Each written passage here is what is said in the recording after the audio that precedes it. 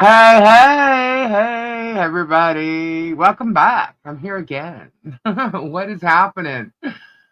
No one's here yet. I was running a little late with setting this up. Some of you might know that.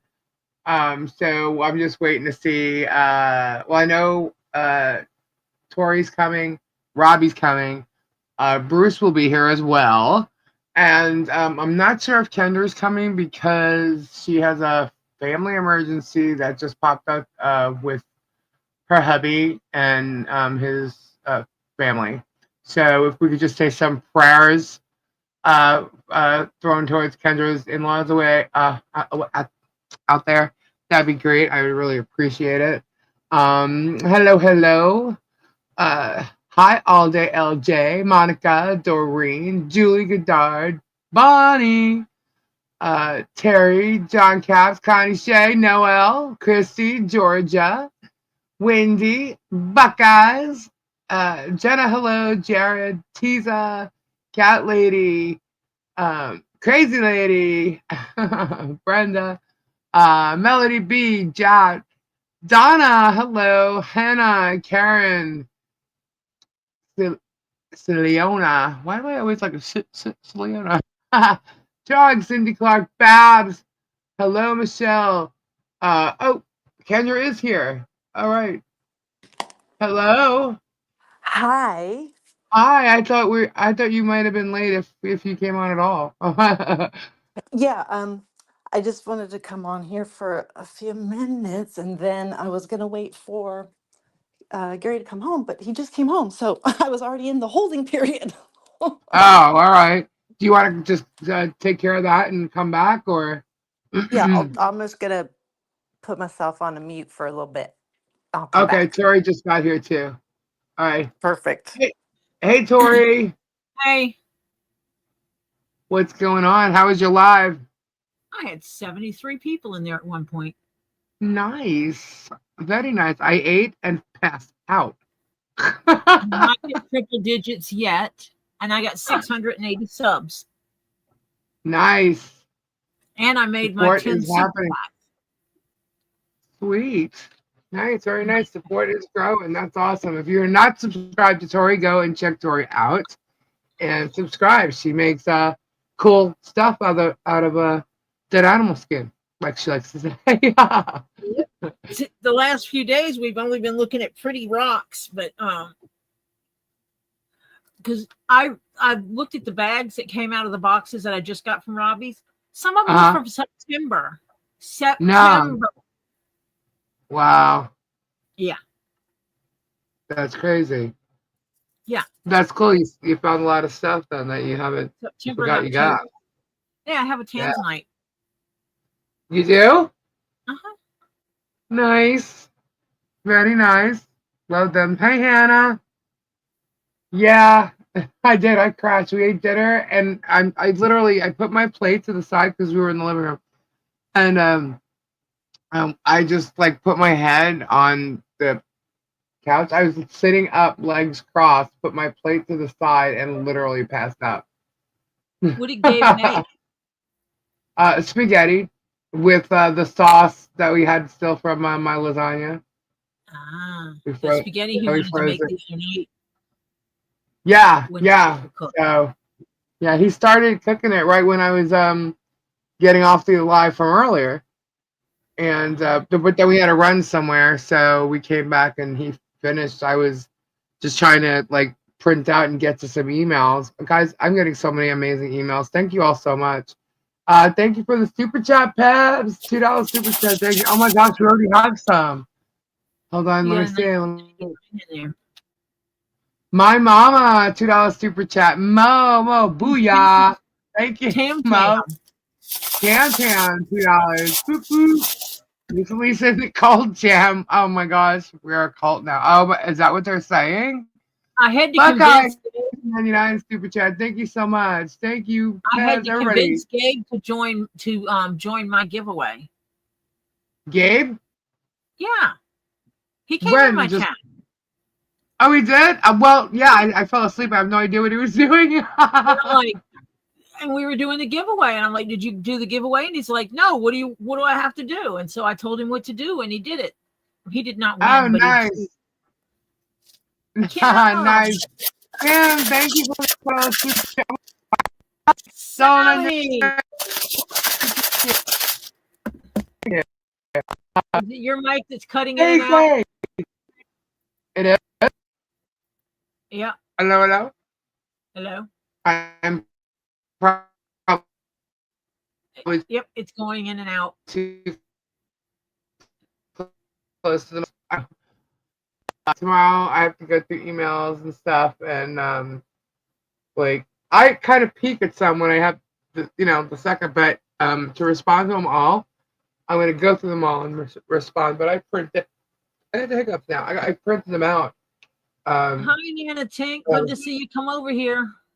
I have a stack of them here. They're too weird. What a joke. I don't even know what's going on. I have no clue. Hello, Ruth. Team Paco will be mad at you. I know. Get that mic going. Nana Tink. Hey. Am I going to get my camera and mic going before you get your mic going? Yeah. Because I'm buying mine at the end of the month. Oh. Well, mine it's already up. It's just not connected. And it's because of the wiring. And when I moved the laptop to the corner over here, which I have to kind of move back, then that's what I'm going to do tomorrow. And get your Punkos yet? No, I did not. I'm begging you, Lisa. Go. Hold on. Go and where is it? I lost it. And get the stuff that I told you now. The Amazon wish lists are empty again. Yeah, I didn't fix it. I just left it alone. That's because people are twats. That's okay. I'm actually going to take that one down. Mine, I'm not adding to. We're goody right now, unless Kendra tells me she needs something. Are you goody, Tori? But I'm not adding anything to it at the moment. Because as far as the supplies or anything that we're using for the show, which is what we used it for, unless we had a birthday and people asked us things, or Christmas or whatever. Like my Funko Pops were up there because I'm just a Funko Pop freak, and it's utterly irrelevant. What is going on being said at what the hell Facebook group is utterly irrelevant and unimportant. Ignore them and continue to focus on what needs doing. Yeah, that's what we're doing. Bingo. Yeah. Hey, Silverheart. Mrs. Tom, hello. Elizabeth. Ray Bone Crusher. Great video today, Ray. I was watching that right before I left earlier. And that was a great video. Is Ray the Bone Crusher. Bone Crusher. I still have him. Yeah, I found out he did wrestle when he was in high school. Did he? Yes. That's cool. That's awesome. Is that what the conversation was about? Whether they had wrestling in high school came from? Is that where it started? I listen. I have your emails, and I listen. Trust me. It was definitely an emo night yesterday. She was actually reading them last night after the stream was over. Yes. You guys made her cry. You just made her cry, and that's okay. Yeah. We were on. See, guys, when we end the show, we end up talking backstage afterwards. And last night, what time did we go to sleep? Anymore. I was late for work. I cannot do that anymore. Yes.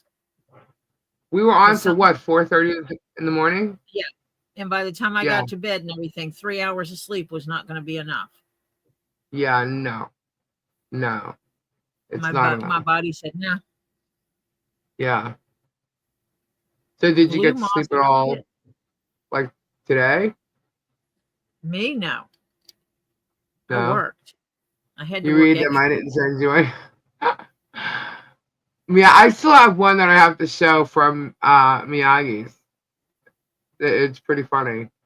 And I'll do that after Bruce. Bruce is going to come on and he's going to explain the motion that was posted today. You should just stay on so we can all talk, right? I do think that I tried to say, all right, let's go, a couple times, and then some other topic came up. Talking. Thank you, Sally. Yeah, we just kept talking. But it's all goody. We're also doing a little bit of research and stuff too, right? Mm-hmm. Have you ever seen a I don't tiger's care eye to get that's by on mixed? 3 hours sleep. I can't. Lisa, That's what? have you ever seen a tiger's eye that's What? mixed between the yellow tiger's eye and the blue tiger's eye? Like it has striations of blue and I don't think striations so. of I'm yellow. sure Kendra has. It is weird and it's beautiful. Yeah, And I love it. yeah, I don't remember. Email Lisa, she probably would listen, but you guys are so funny. King Paco, I have it. It's here. He just wants me to hook it up. I will. I promise I'll do it tomorrow. The bombshell? What? Did somebody say it was a bombshell? No, it's not. Uh-huh. It's not. It is not a bombshell. It's just, yeah, Bruce will explain it. It's nothing. Am I on the list yet? The exaggerations at that side is. No. Did I have the name right on the benefactor, Lisa? No. Damn it. This just flipped out on me. I'll respond to your email.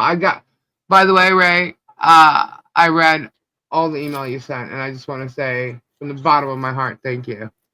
That's why I see some of them I have to respond, and I'm not gonna just be like generic with a thank you, and I just have to respond like personally, and that's why it's taking me time to respond to some of these.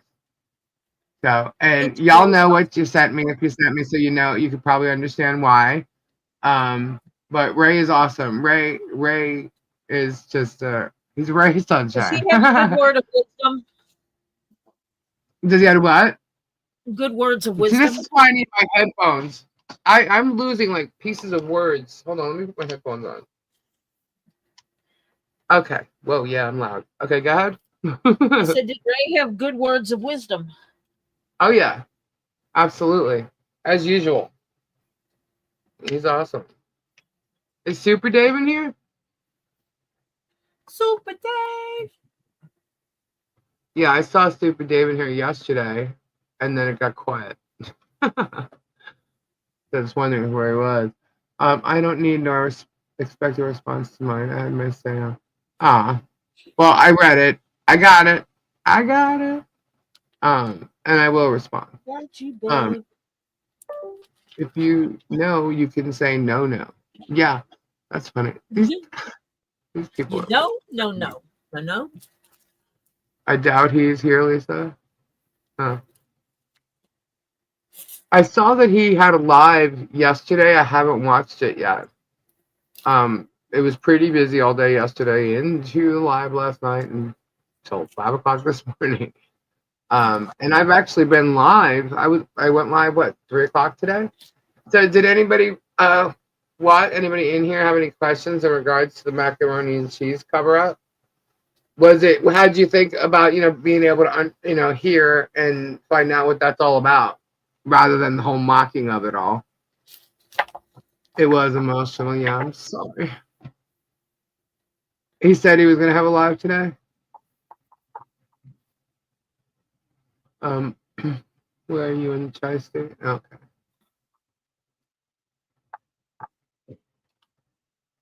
It was informative. Yeah, I thought so. Simply because we keep hearing up. And speaking of macaroni and cheese cover up, hello, Bruce. Hey, good evening. Yes, I was listening and I heard you brought it up, so I figured it's a good time to drop in. Yeah, there was absolutely. more to it than what I originally thought there was. I'm sorry, Tori? There's more to it than what I initially thought there would be. I was listening to it while I was working. I couldn't reply or read chat and everything like that. I was just listening to it. It was like, oh, shish. Well, I'm interested to know how you understood it. Like, was it comprehensible? they hit some pretty shitty people, and not a great judge. Sorry. No. Yeah, because it's like I'm listening to it and I'm going, wait a minute, you can't do Yeah. that. Yeah, and the excerpts that are in that chronology are really, all you need to see what happened. There's a lot more to it, but that's really shows that there was this conflict. Oh, first secretly engaged in, then it was discovered, then it was openly engaged in, allowed by the judge. After months, said, "Well, now I'm not going to do anything about it." Reported to the authorities, and then it was completely whitewashed. Yeah. And then they hatched the plan to take over the whole company with impunity, knowing that they'd gotten away with that. It's like, okay, now all we got to do is come up with some plan, and we can count on and it succeeding, whatever it may be. Count on And the they judge came up to with let us do whatever we want. Yeah, exactly. So they came up with this idea to find an old unrelated judgment and then execute on it at a martial auction by satisfying it by selling his LLC interest to himself, the partner to himself, who had never paid a dime for his 50% paper ownership. It's insane. It's an absolutely insane case, and it should be a huge scandal that that a number of people should be have to answer for, not just that judge and these two lawyers and that Mike Giorgetti, the lawyer who wrote the covered up decision dismissing the grievance, but there's the three panel members. See that lawyer, Mike Giorgetti, is the panel counsel for the statewide grievance committee probable cause process. That means that the grievance gets assigned to a panel, which is three people. Usually it's two lawyers and a non-lawyer, but they basically are advised by a lawyer who's being paid as a side gig to advise them. So Mike Giorgetti was that lawyer, and he wrote the decision that completely whitewashed out of it any mention of the Mac and Out, the competitor company that created the conflict. That's so crazy. So after that, they said, "Wow, we got away with that. Now let's go ahead and figure out a way to just steal the rest of the company." And in the final decision, the judge doesn't even mention any of that. It's kind of like I got away with murder once, I might as well murder another 10. Yeah, I can walk away from it. That's it's like that kind of attitude of got away with that one. Keep going. So what would have to be done now?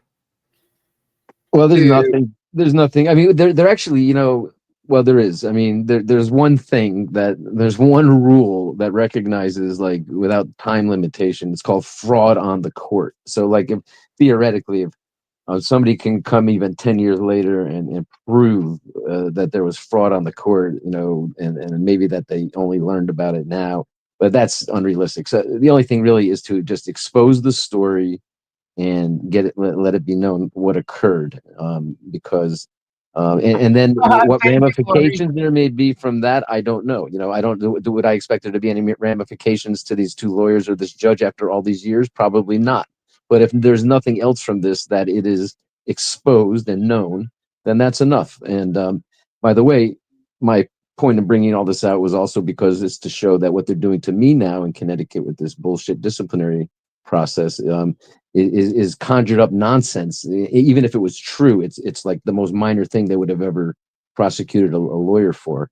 Whereas this is like egregious, like disbarable misconduct, and it was whitewashed and allowed. Is that a new word now? Dodgy? How many dodgy judges are there, you think? Yeah, well, I don't know, but in Connecticut, I this is one of several major cases where I had experiences, and it's all researchable. Like if you Google me, there's all kinds of stuff I wrote about. There's a title insurance case called Bristol Heights, which was a tank job. That's what really started, I think, me being blackballed in Connecticut by judges, because I testified against the judge's reappointment when in Connecticut it's every 8 years, and the judge in the title insurance case ignored the same exact law governing insurance policies In our case, he ignored it, even though in a decision a month earlier in a different case, it was all over his decision and applied. And it turned out in that case that my opposing counsel was the husband of the Chief Justice of Connecticut with a different last name. And so it was a game of charades. I spent 4 years of my life litigating a case, which after about 2 years, I knew, how it was going to turn out. And then the same thing in this macaroni and cheese case, when you know it's a tank job, you're stuck, you're trapped as a lawyer in a fake, show, a game of charades, as if there's going to be actually any like fair outcome, regardless of the facts, regardless of the law. That's what I say. You got the facts, the law, the evidence, but you don't have the judge. You got nothing. Right. Yeah. Oh, Tori dropped out. And if you don't have the facts, law, and evidence, and you do have the judge, you got all you need. Yep. So speaking of, cases, what is this motion to compel about that came out today? Yeah, so I'm dealing with that now. Yeah, so he just, they just served discovery requests, and they're crazy, ridiculously, like, first of all, half of them are incomprehensible. It's like, well, what is it they're asking for? And a lot of them are just like ridiculously, abusive. So he lists like, I don't know, 60 names and says he wants every communication ever between her and any of these people.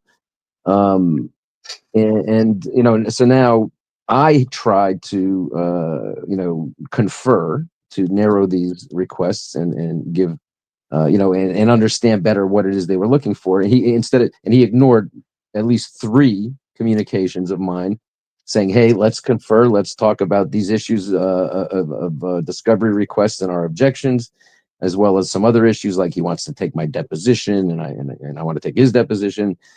So let's confer and narrow these issues and avoid having to file motions. And he ignored. Why? So he can file this motion. Right. That's just ridiculous. It's like he's literally playing games. He's not like doing the law thing, Cooking spaghetti, Lisa. What? He's cooking spaghetti. Yeah. He's got a whole pot. He's throwing all the spaghetti in there, and he's pulling them out one at a time, flinging them at the refrigerator, hoping something's going to stick. Yeah. Yep, I agree. I absolutely agree. I mean, it's just ridiculous. Like cookies on that damn plate. and he did, the types of, it's really crazy. The emails exchanges are insane.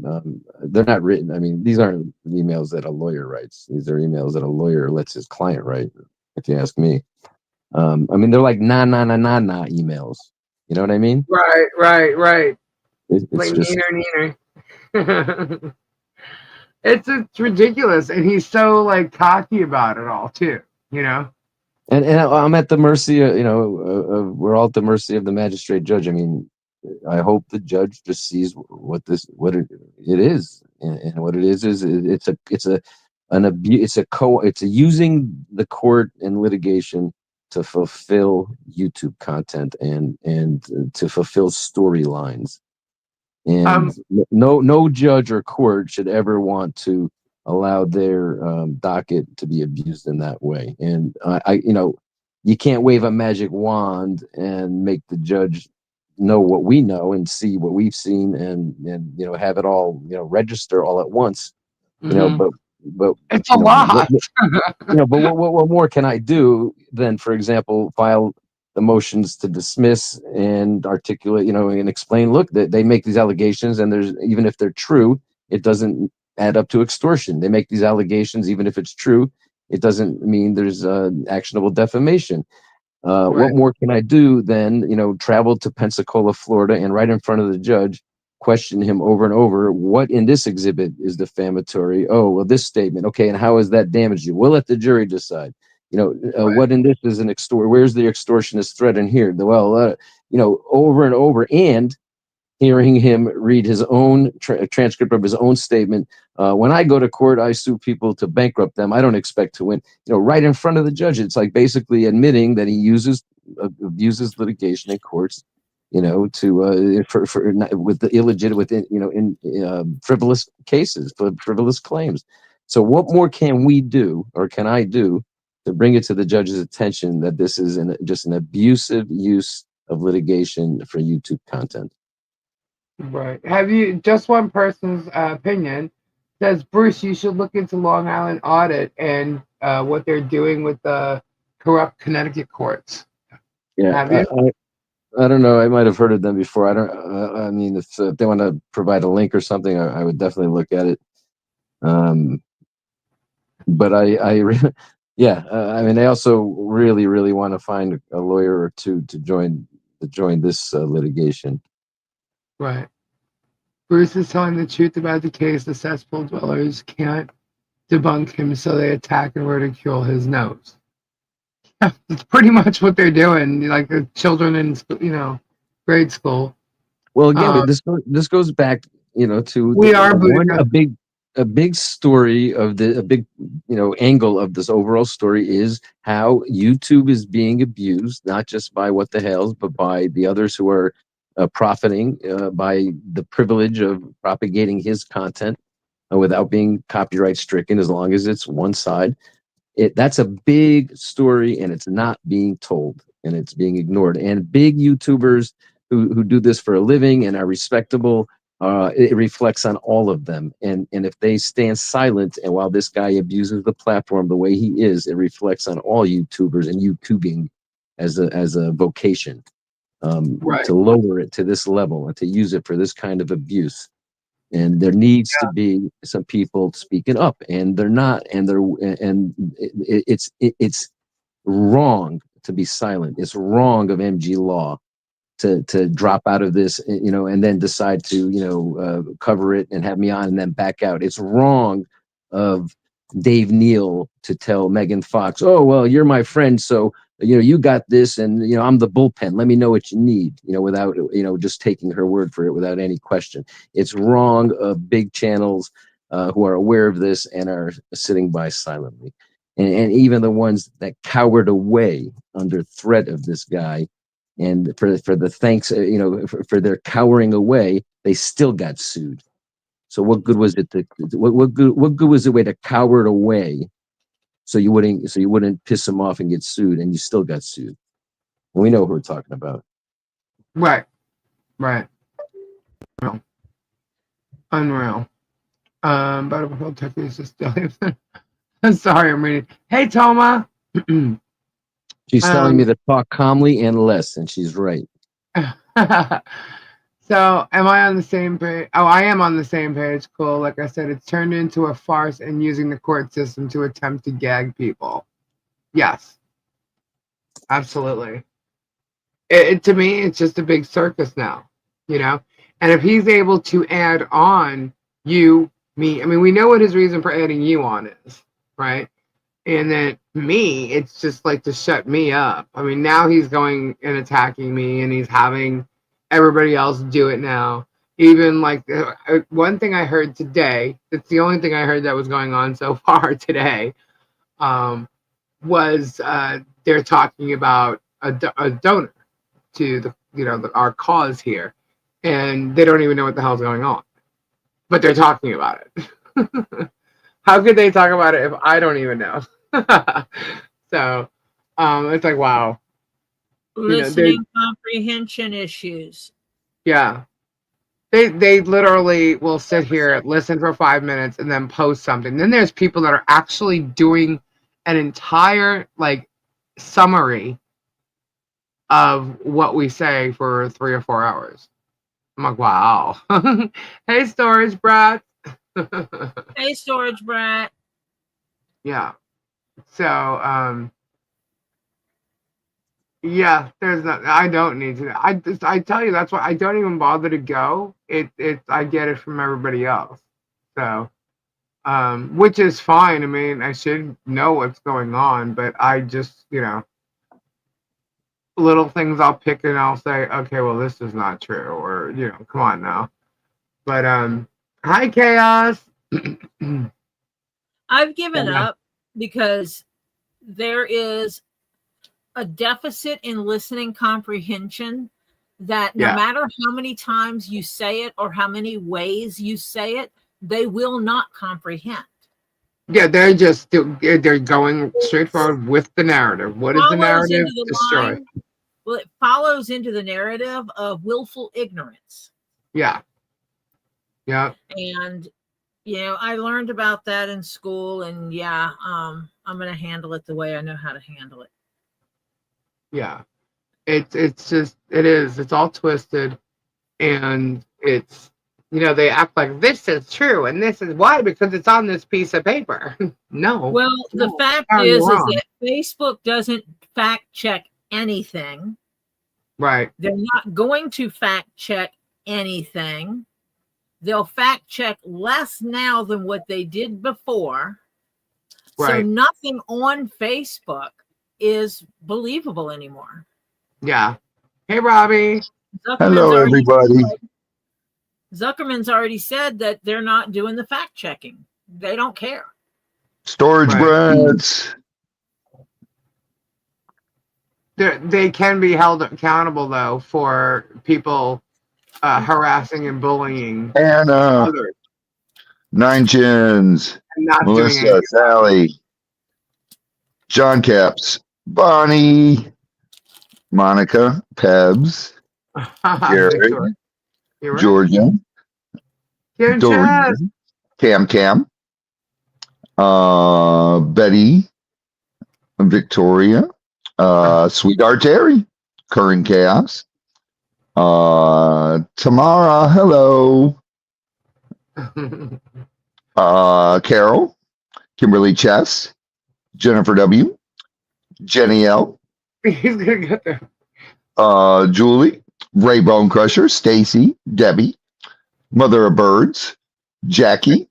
Do you hear how in his voice? Like, Anita, Mindy,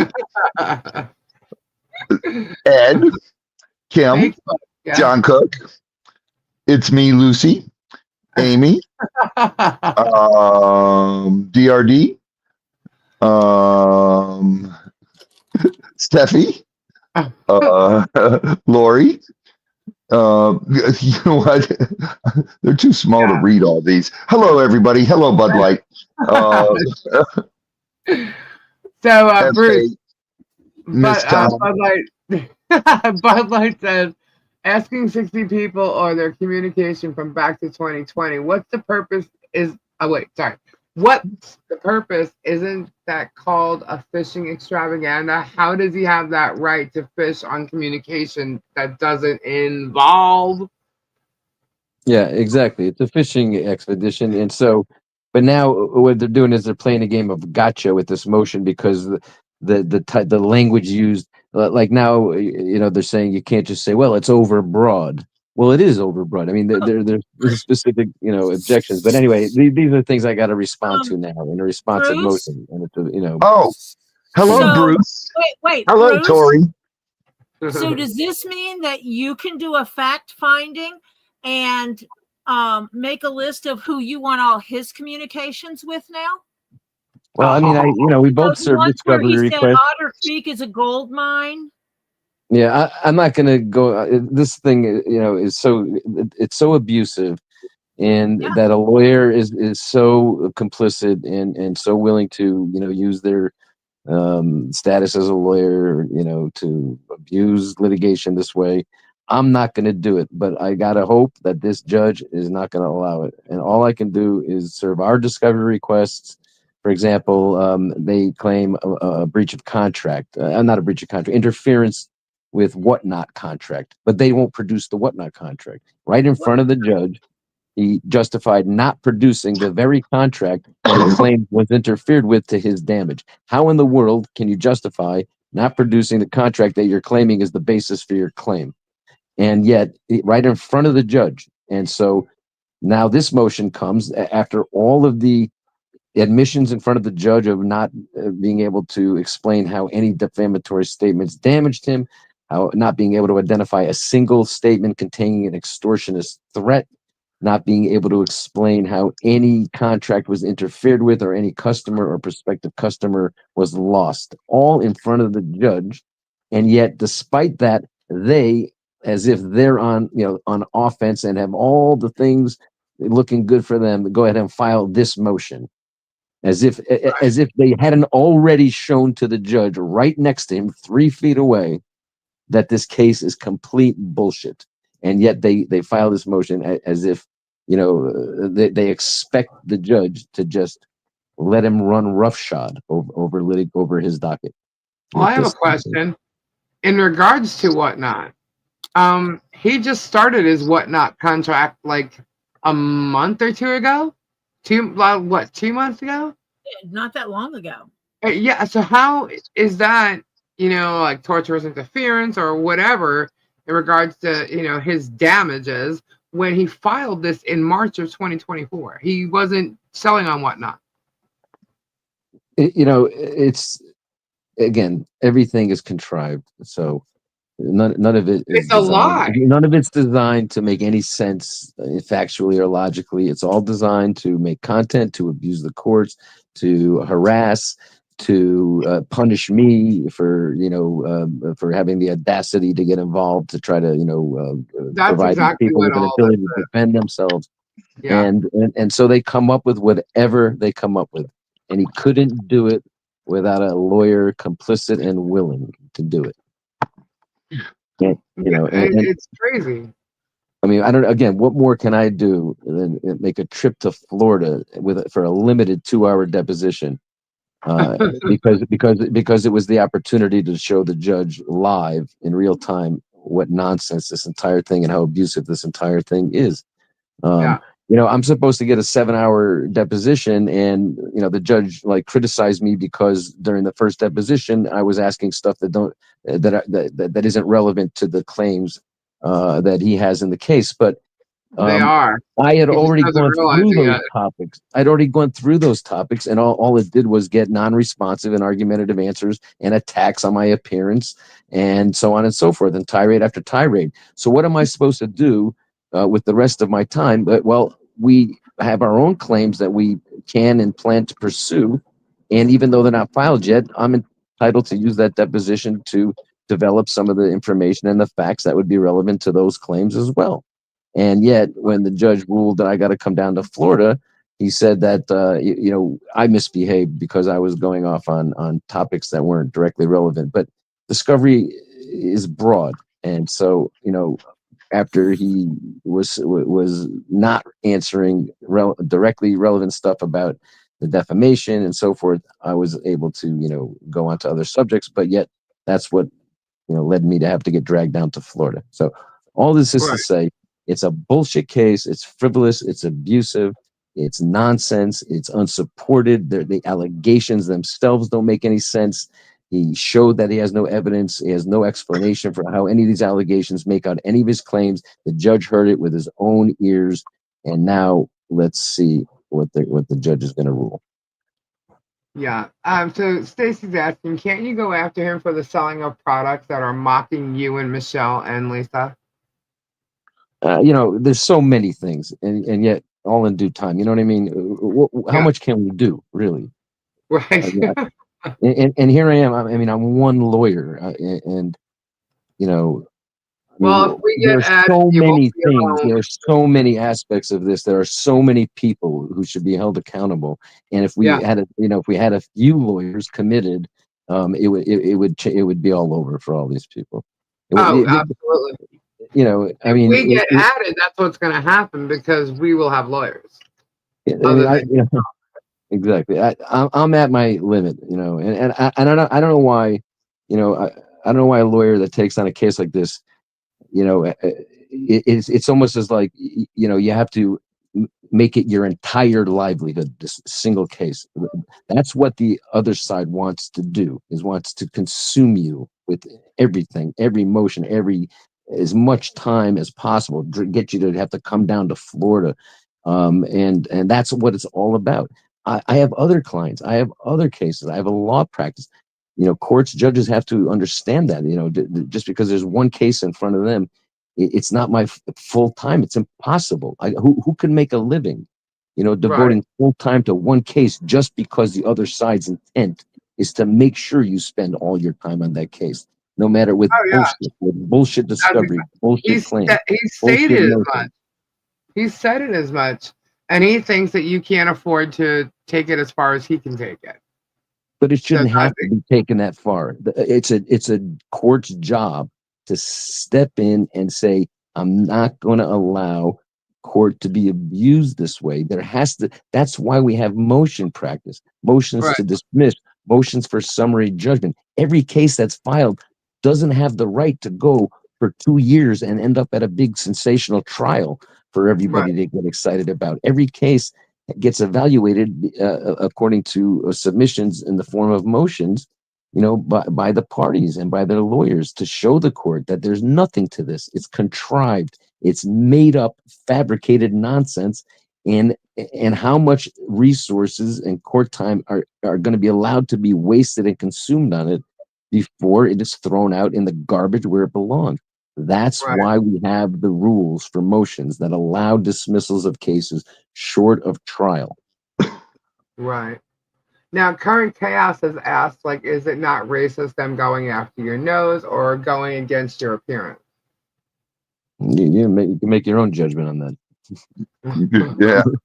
But again, it shows, and the judge read the whole transcript, according to him, and saw that, and he saw how this was attacking me with the lawyer sitting there silently and doing nothing, not saying a word, not saying, to his client, listen, you need to, not attack the lawyer asking questions. Even when I directly asked him to please control your client, please ask your client not to, no, he wouldn't do it. And the judge read that whole transcript. So I agree. I know, we've given him everything he needs to see what's going on. Yeah. Well, that's good. That's good. I just,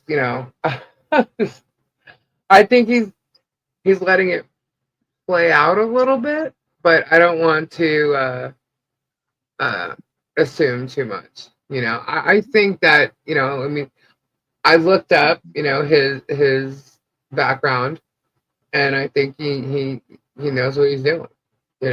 I think there's a reason why you were brought down there. Down here, and I think he saw what he needed to see. Really, he definitely gave a couple words in regards to the amendment, and I don't think they're listening to that, and I think it might hurt him or his case, and I think we just have to wait and see. We have no choice. We got to wait and see what he says. Yeah, everything's in limbo, until the motion to amend. But when we were down there, he indicated that he had been about to decide the motion to dismiss the 12B6 motion. So those pertains to not the defamation, not the signs, but the other counts, so interference and extortion. And but because that motion to amend was filed, that he held it back. So if he denies the amendment, then the motion to dismiss and the decision that he said he had already been ready to issue would be pertinent. It would still pertain because it would apply to the original existing complaint. Would still be operative. If he denies this amendment, the original complaint remains, the operative complaint. Therefore, my motion to dismiss and his decision would still apply just the same as before. Right. Why is it Jeremy's? Ed said, "Why is it Jeremy's free speech, but it's defamation for everybody else?" That's what I don't understand. How does that work, Bruce? It doesn't work. It's just contrived. Remember, never forget what this is. This is contrived, fabricated YouTube content using court litigation to fulfill it. There is nothing about. Do you think he believes any of this? Do you think that he believes that thousands of people saw roadside signs? Of course not. It's all contrived. It's all fabricated. Victoria said, Germ speaks about our free speech and how he's standing up for our free speech, but in my opinion, he is messing with our free speech and putting it in jeopardy. Exactly. Yeah. That's the way I see it. Yeah. Yeah. And I keep saying, and it was a police officer that said it to me, there's a difference between free speech and harassment. Right. and bullying. Like, you can have all the free speech in the world that you want. It doesn't mean that there aren't going to be repercussions for the actions that you're actually taking. And that would be harassment, bullying, stalking, things like that. You know what I mean? And using it. And that's what he's doing. Now he's, coming and stalking me. They put up a picture of me sitting in a truck. I think it's Gabe. Wrong. And of me sitting in a truck that they got up a clip of Thomas Collins. And it's like, are you kidding right now? Like, you guys are crazy. I just, I'm just going to ignore all that shit, all of it. Yeah, he is. He's absolutely making a mockery of free speech, and he's using the courts to do it. And it's just terrible what's really going on. But in the meantime, how he's doing it is destroying. They've destroyed a family. It's not destroying. He's destroyed and keeps destroying. And now he's going to try and do it to me and my husband. That's just not going to happen. What did the Creepers video about Gabe have anything to do with anything, either Tree of Life? And he threw in 2 so-called 2-year-old texts from John and Michelle, which we already knew about. Yeah, he's just going over the same stuff. Like, even the stuff that with me or Gabe, he pulled out 2 months ago or 3 months ago. We talked about it. Gabe came on and already told his story.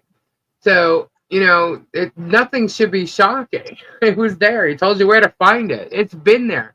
And in fact, I could go and have it sealed or removed, because half of it means absolutely nothing. Dismissed, settled, okay, whatever. I could have went, but I didn't. Why? It's been there for so long. Like, I'm not bothered by it. It's not stopping me from living. Jeremy's not going to make it stop me from living. He may think so, but it's not, and his record should be looked at. Why? Because he's the plaintiff here, pulling up and trying to destroy people's lives. So take a good look at who's doing this. He's lying. We're proving him to be lying. Her as well. And then he's got these other people that are now brought into it by their own goodwill, believing his bullshit. And so now they're facing a court, and they all can laugh all about it all they want, but what they did was wrong. Let me jump in for a second. There are some questions being asked by Tricky Chai and others, and I encourage that. And I would like to answer them. Other people need not answer the questions, especially So I will answer any questions myself. Regarding the protection order. What Tricky said, I'm looking. I'm scrolling. There's no state court protection order proceeding. There was a state court protection order in place, and it was ignored for months. And an attorney named Joshua Silverman lifted not a finger to do anything about it. And then when he had the chance in court on September 5th to demonstrate to the court how the existing protective order had been ignored for months while the whatever was being considered about Judge Thomas, whether he should be disqualified, for some reason Josh Silverman advised his client, Ms. Preston, my client now, to drop the protective order case altogether. So that remains to be understood. And there is really, it's pointless to go to state court to get another protective order. The case is now in federal court, and that is where the issues will be determined. If and when, there's a plan and an intent has been documented that there will be claims brought against Hales by Preston, by Cook, and by Harley Grace, and all of it will come out, including all of their activity, all of his activities that would be, the subject of a protective order if one were sought. There you go. I know that was very wordy, and hope it was understood. Is that like a lawyer thing? It's lawyer verbiage. Kendra, how you doing over there? She's still muted. What did keyboard say? Sorry, I walked away. Is there any other questions in regard to the actual case while Bruce is here, guys? Bruce, so can the federal judge issue a protective order for Preston during this case? Again, I'm not going down that road with the federal court. Whether they can or can't, I'm not even going down that road, because the lawsuit needs to be dealt with that exists, and that is what we're waiting for. We're waiting for a ruling that will tell us, a lot. And when we bring the claims for cyberbullying and cyberstalking and invasion of privacy and intentional infliction of emotional distress and defamation and 18 USC 2261A and B, that is when all of those issues will be dealt with.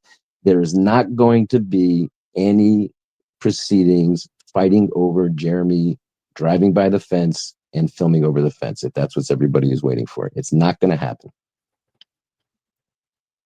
Are you familiar of the Alex Belfield case? Because that's what they want. That's what they want, you see. They want people. They want us to run to court, to scream and holler. Why do you think he does what he does? Everything he does is designed for content and to get reaction. And he's getting it out of me right now. And I feel like a little bit, I got to calm down. Because, but everything they do is designed to get reactions and to get us to lose our shit. You lose your shit, me lose my shit through filing something in court or whatever. And if it doesn't work, then the next time it's going to be more. It's going to be escalated. It's going to be worse. He's talking about daughters. What kind of a scumbag starts to talk about a lawyer's daughter because there's a lawyer in the case again? So it escalates, and they try to get reactions. And if we give them to them, that's how they win. So why isn't the Save Harley Grace campaign child exploitation? They are exploiting her for money. It's dangerous. Yeah, but they already got a case going, and they got to deal with that right now. Right. Again, there's so many things to deal with. Let Bruce do what he does, and he's smart about this. Well, I can't do more than I'm already doing. I know. That's the problem. I know. Right now, I would love for there to be a proceeding right now in the Florida bar against attorney Jenny Consuegra of the Miami Family Law Group for taking a bribe to file a petition as part of a terrorization campaign using the courts. I would love to have the time to drop everything and spend the next 2 days putting together a powerful bar complaint that I would sign myself and that my client Michelle Preston would sign as well, and that I would ask Dawn Bates Buchanan to sign if she were willing to do so, the adoption lawyer for Michelle. And I don't have the time to do it. And I don't have the time to do a lot of things that need to be done in this case. And that if they were getting done, things would be a lot different. Will he have to declare his income, then loss of income, or is this about the signs only? This is about the signs. And, guys, he said that. But him saying that the signs, that all cost him a loss of income, he'd have to prove that loss of income in court. Of course. Yeah, then. Yeah, he said in front of the judge, he said they're going to have experts to do that. He can't identify any particular lost contract, lost income, lost customer, but they're going to have experts somehow. So somehow an expert's going to come in there and say, yes, I'm an expert, and that there were 3 signs in the grass, and 3 people saw them, but the daylight was for 30 minutes, and there's this traffic study that shows this many cars go by. And we can assume that, 13 cars went by with an average of 2 passengers, and 2 of them probably glanced to the right. And then they looked up who Jeremy Hales was and said, wow, Gee, and then they told their cousin who's a fan to stop buying his crappy merchandise, so he lost $13. You know what? Does the judge have a time limit to respond to the motions? No. Jenny L, no, I do not have any help. That's a great question. Pebs has a question. Is there a way to get Germ's PO lifted with evidence, or is it a done deal? If not a done deal, how do we get the attention of the judge in Ohio? Well, we have a lawyer. They have a lawyer up there, and if I only knew it, I would say. But I don't know. I honestly don't know what the plan is. I wish I knew and was kept in that loop.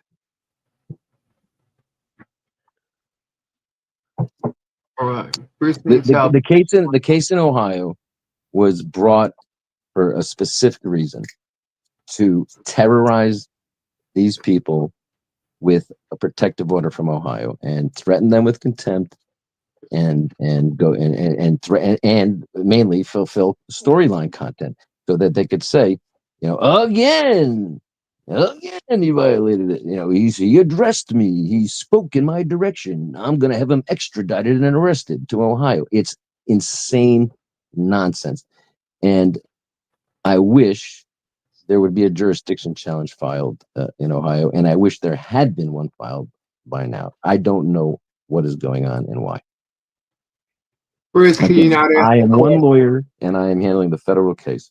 Once we were lucky enough to find a lawyer in Ohio to handle that, we got to hope that they handle it. And frankly, if anyone in the chat has relatives or friends or children that are lawyers that can help Bruce, have them reach out to Bruce. Could you not ask the court for a warrant to arrest and keep in custody with the photo proof? No. This has nothing to do with arresting and warrants or anything. This is a civil lawsuit.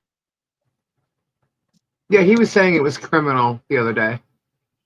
It's a civil lawsuit, a civil damages lawsuit, and his civil damages claims are completely contrived, fabricated, meritless, and frivolous. And the claims that will be filed by his victims and his targets are big money damages claims of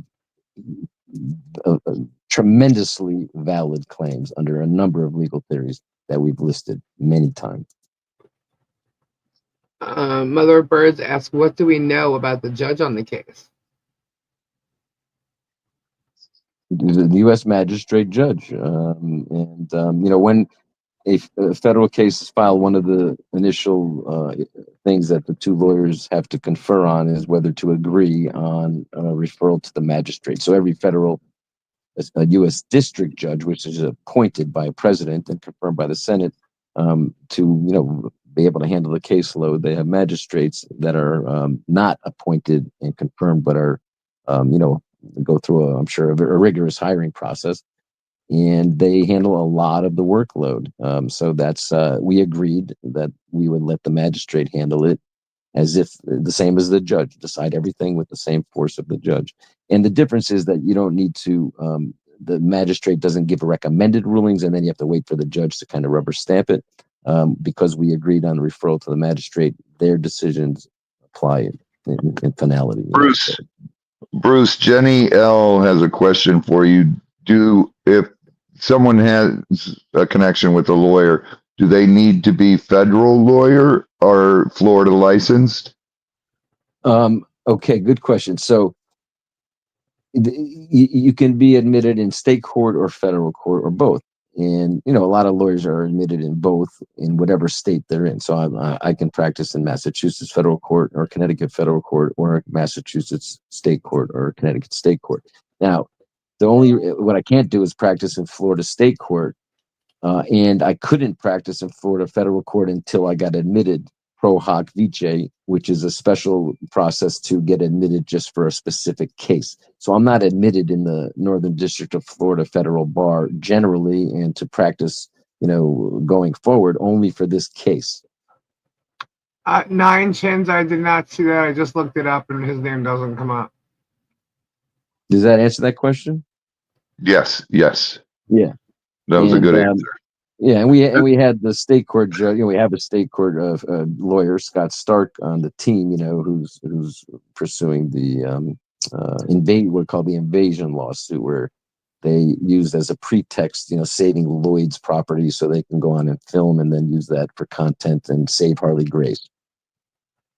Right. Can a judge unseal Jeremy's past records? No. What relevance would it be? I mean, again, he has civil damages claims, and whether he either can prove them, he can provide evidence or not. It's as simple as that. It's not about his past. It's not about criminal. It's about civil damages claims. There you go.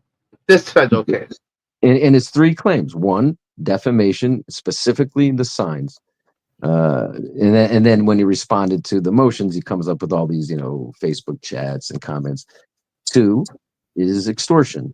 And extortion is give me something or do something or else I'm going to do something. And there's no such statement of any kind that contains those elements. And then thirdly was interference with his business. And he is unable to identify any contracts or customers that were lost because of this. And he identifies only whatnot as the only contract involved. And which he wasn't involved in at that time. Yeah, and doesn't say how it, Bruce, is another lawyer needed for the Ohio case? What was I thinking asked? Well, I don't. I mean, as far as I know, he's a very good lawyer. I just don't know what the plan of action is. We're grateful to have a lawyer. Listen, we went on a live stream in June to talk about the federal case and the types of claims that would be brought later by by Michelle Preston for all the cyberbullying. And that's when the lawyer, who's a YouTuber and happened to be in Ohio, on his own agreed to step up and did, and we were grateful for that. And I have every confidence that what he does well. I just don't know what the plan is. I just don't know what it is.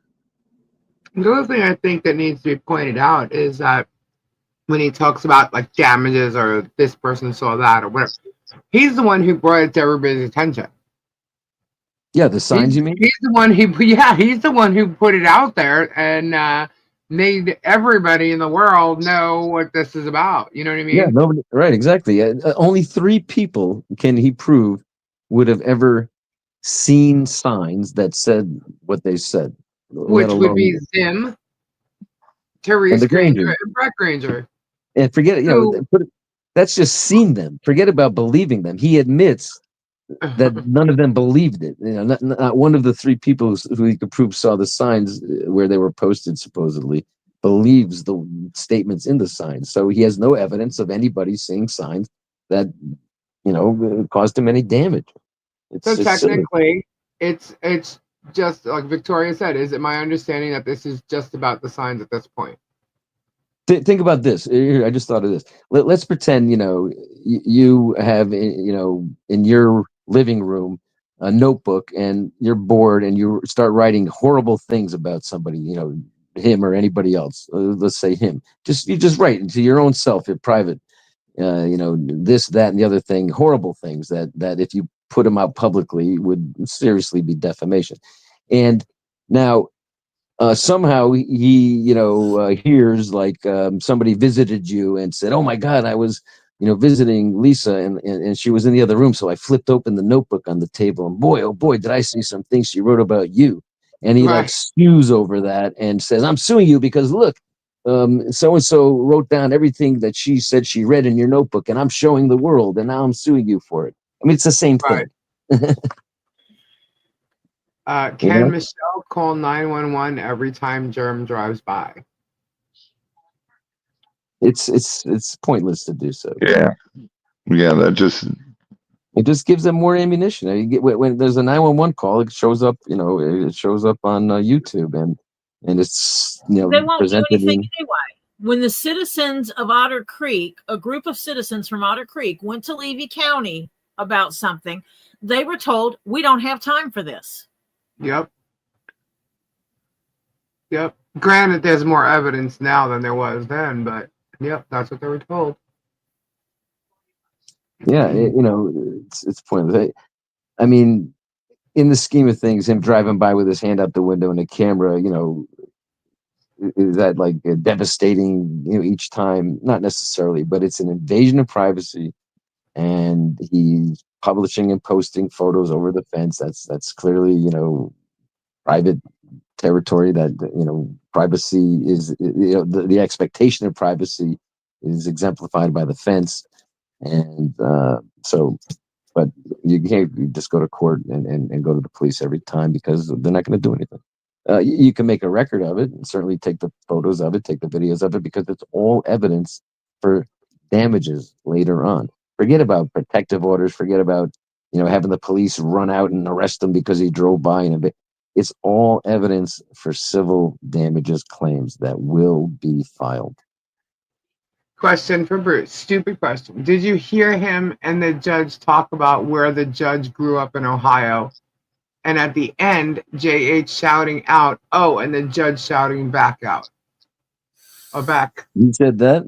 No, I don't think that they did that. Where Jeremy, he's saying he shouted out, "Oh," and the judge said, "I-O."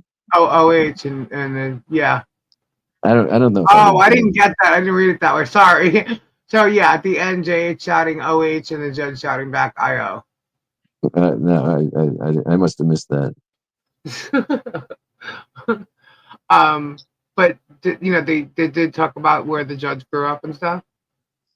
Just in the sort of small talk beforehand, that the judge was from Ohio and moved to Florida. I guess also weather related. In regards to the signs, but you have professionals saying Michelle didn't write those signs anyway. Yeah, but again, the battle. First of all, handwriting experts, it's get thrown out all the time. It's like a little bit junky as far as the science goes. I think it's not like chemistry. Okay, let's put it that way. It's not like DNA. Yeah. Yeah, and right.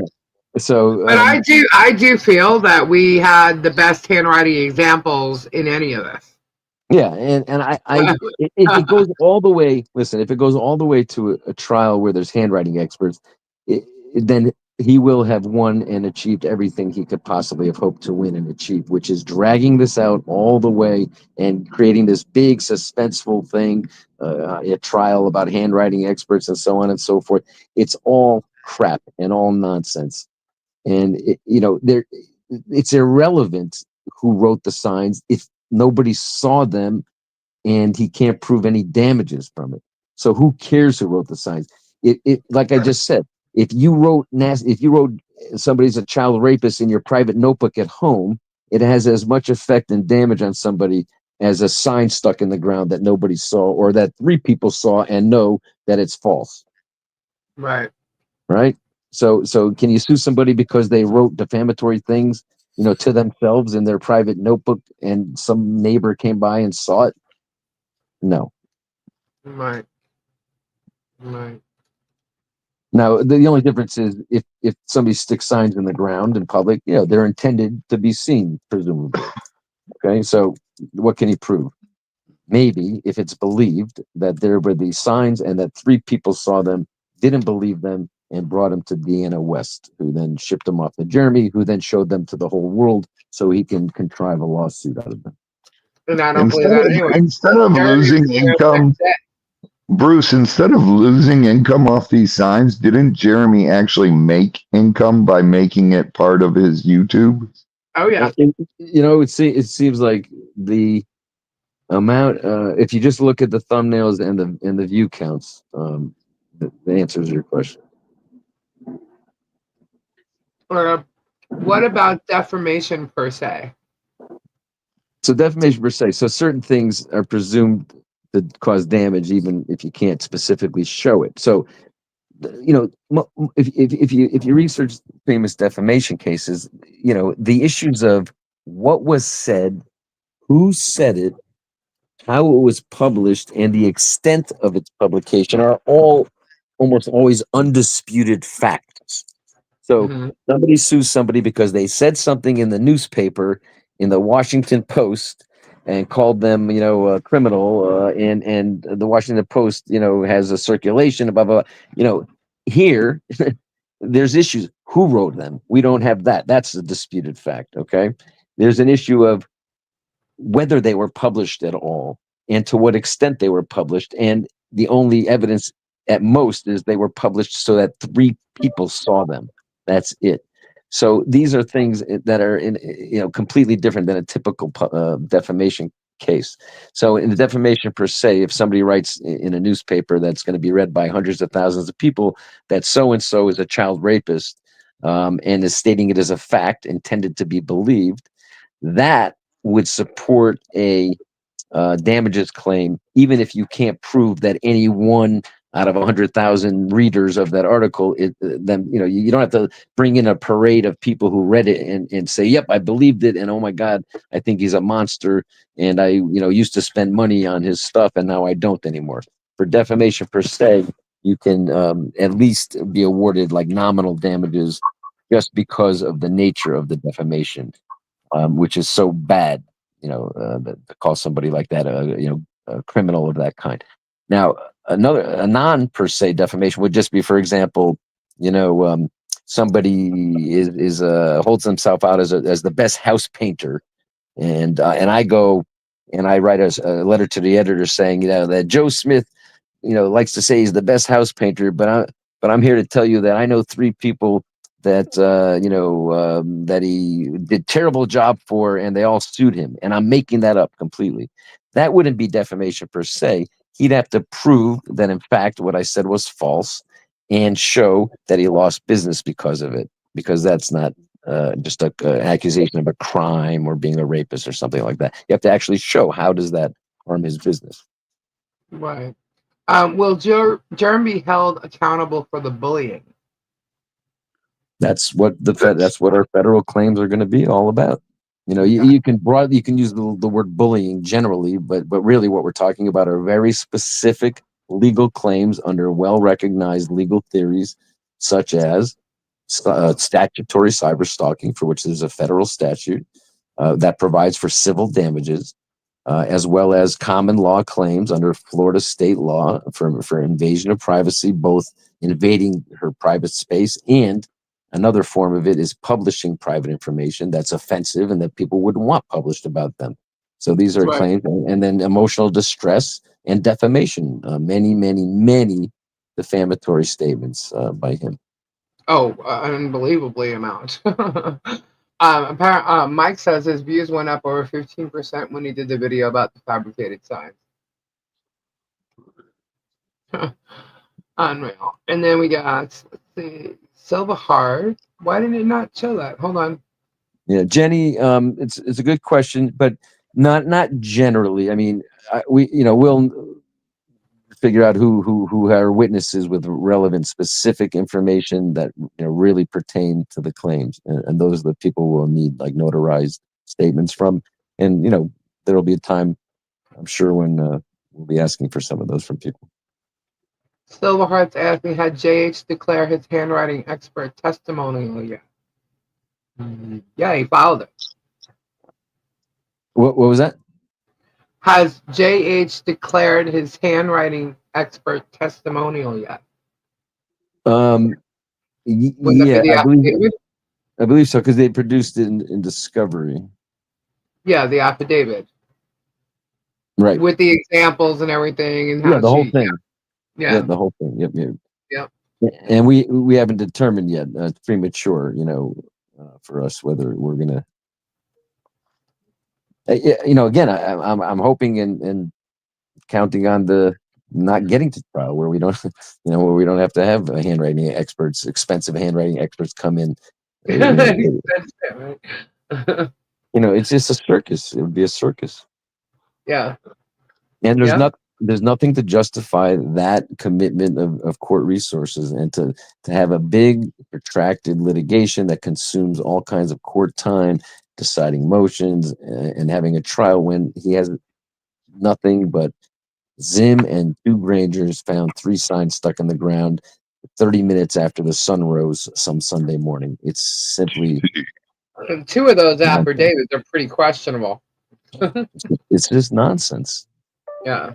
The whole So lawsuit is nonsense. You heard are Mike you gonna? Volpe. He read it. You know, Mike Volpe read it, and you heard what he said today. Mm-hmm. Yeah. Yeah. Mike Welby touched on the What the Hell's case this afternoon. If you guys didn't see it earlier on, at around 3 o'clock, we did the discussion on the macaroni and cheese cover up with Bruce and Mike Welby. So if you haven't checked it out, you should. It's pretty interesting to hear what the entire case entails, and it's a very important case, especially because of the judge, right? So it's a federal judge. She's a federal judge now, right? Yeah, this happened when she was a state court judge, and then a few years after, she got appointed to the federal bench. And Mike Volpe's point is, if nothing happens because of this story coming out, at least it comes out, and that's the point, because it will make it difficult for a judge who's been exposed for this to advance further. To get an appellate appointment, for example. What's your question, John? Well, she would ask me.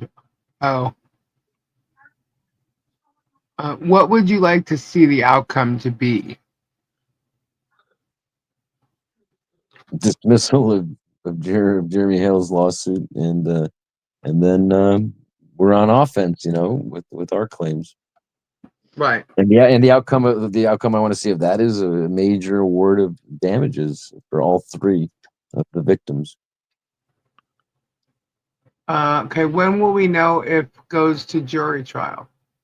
Well, right now it's scheduled for August jury trial, but again, not a case that's scheduled for trial doesn't automatically mean it's going to go to trial, because there's all kinds of motions that can be filed. Not all kinds, but there are dispositive motions that can be filed to challenge whether there's even a reason to hold the trial. So without any evidence to support claims, there's no point in having a trial. You got to show. In civil action, you have to show your evidence. It's not a surprise like in the movies where you show up a surprise, exhibit or surprise witness. Discovery is designed so that the parties know everything that's coming and can prepare for it. And so when one party is pursuing claims as a plaintiff and they can't present anything that would, if believed by a jury, mean they win their case, what's the point of having a trial? They got nothing, and he's got nothing. John asked if Jeremy could be accountable for perjury. Accountable for perjury, held for charged with whatever perjury. Well, it depends. I mean, a lie under oath is perjury, but it's there's a lot of ways to hem and haw, but theoretically, you're right. You're not allowed to lie under oath. So if somebody lies under oath and you can prove it, and the judge is offended by it, then theoretically, they could be held accountable. Do you believe Germ could face jail time? I'm not going to get into that. Okay. If it gets thrown out, this is a civil case. Yeah, this is a civil case. If it does get thrown out, will you still file suit for the cyber stalking? Oh, absolutely. Yeah. The only question is whether that would be those claims would be brought in the current case as counterclaims versus bringing an independent cause of action with those claims, meaning where they'd be what are called proper plaintiffs. So a defendant in a lawsuit has the right to bring counterclaims, like as if they're plaintiffs against the plaintiff who becomes defendant in counterclaim. You understand what I'm saying? So you sue me for something, but I also got something against you. And so I say, well, you sue me, I'm suing you back in the same lawsuit, right? Mm-hmm. Mm-hmm. So you say, I owe you $100,000. You lent me last year and I never paid you back, and you owe me $100,000. And I say, well, guess what? I gave you my car, my Corvette, and you were supposed to pay me for that, and that was $50,000. So that's my counterclaim. All will be hashed out in one lawsuit. Or I could separately bring a separate lawsuit on the Corvette, and have my case as a plaintiff, a true plaintiff. So if his case gets thrown out, the question will be, can we, if his claims get dismissed, maybe we'll see if the judge will leave the docket open for our counterclaims, Or if not, then we'd have to just bring a new independent cause of action. Would that delay the case to countersue? I mean, I don't see if the amendments allowed with all these new claims and defendants, I don't know how they could keep the current schedule. And that's one of the reasons why we argue it should be denied, because it would delay the outcome of this case. And the claims in the amendment have nothing to do with the claims in the original complaint.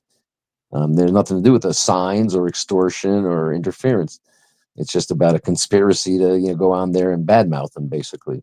And those claims can be brought separately without delaying the case against Preston and Cook. So I'm hoping the judge is going to not let this become a runaway train. Let's hash out the claims that are there now, and there are motions addressing all of them. There's discovery now, going to all of them. There's a deposition. He heard it with his own ears, going right directly to the claims, and then everything else can be handled separately. Now, MF Cairo says in his depo, JH kept saying, "We'll let the court decide." What does the court think of that? It didn't sound like a deposition to me. What do you think? Yeah, well, during the I think they're referring to the first deposition transcript, right? Where I kept asking, how is this defamatory, or how has it damaged you? And that was his answer over and over and over. And that, right, exactly. In a deposition, you're being asked questions to test your evidence, to test what is, or to find out what is the basis factually of your claims. What is the evidence you have that proves defamation and damage to you? And his answer was over and over. We'll let the jury decide. We'll let the jury decide. We'll let the jury decide. You think he was trying to act have like something John? to decide?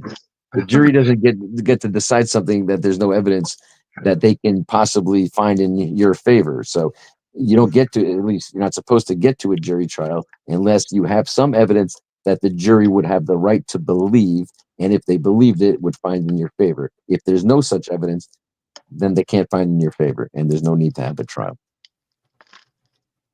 You think he was trying to act like John Cook and be like, "I'm not on trial. I'm not on trial. I'm not on trial." Well, it's his claims that are on trial. I mean, I know that's what's hilarious for him to even answer that way. He's the plaintiff, Right. Right. Oh, and did he really yell shut up" at you?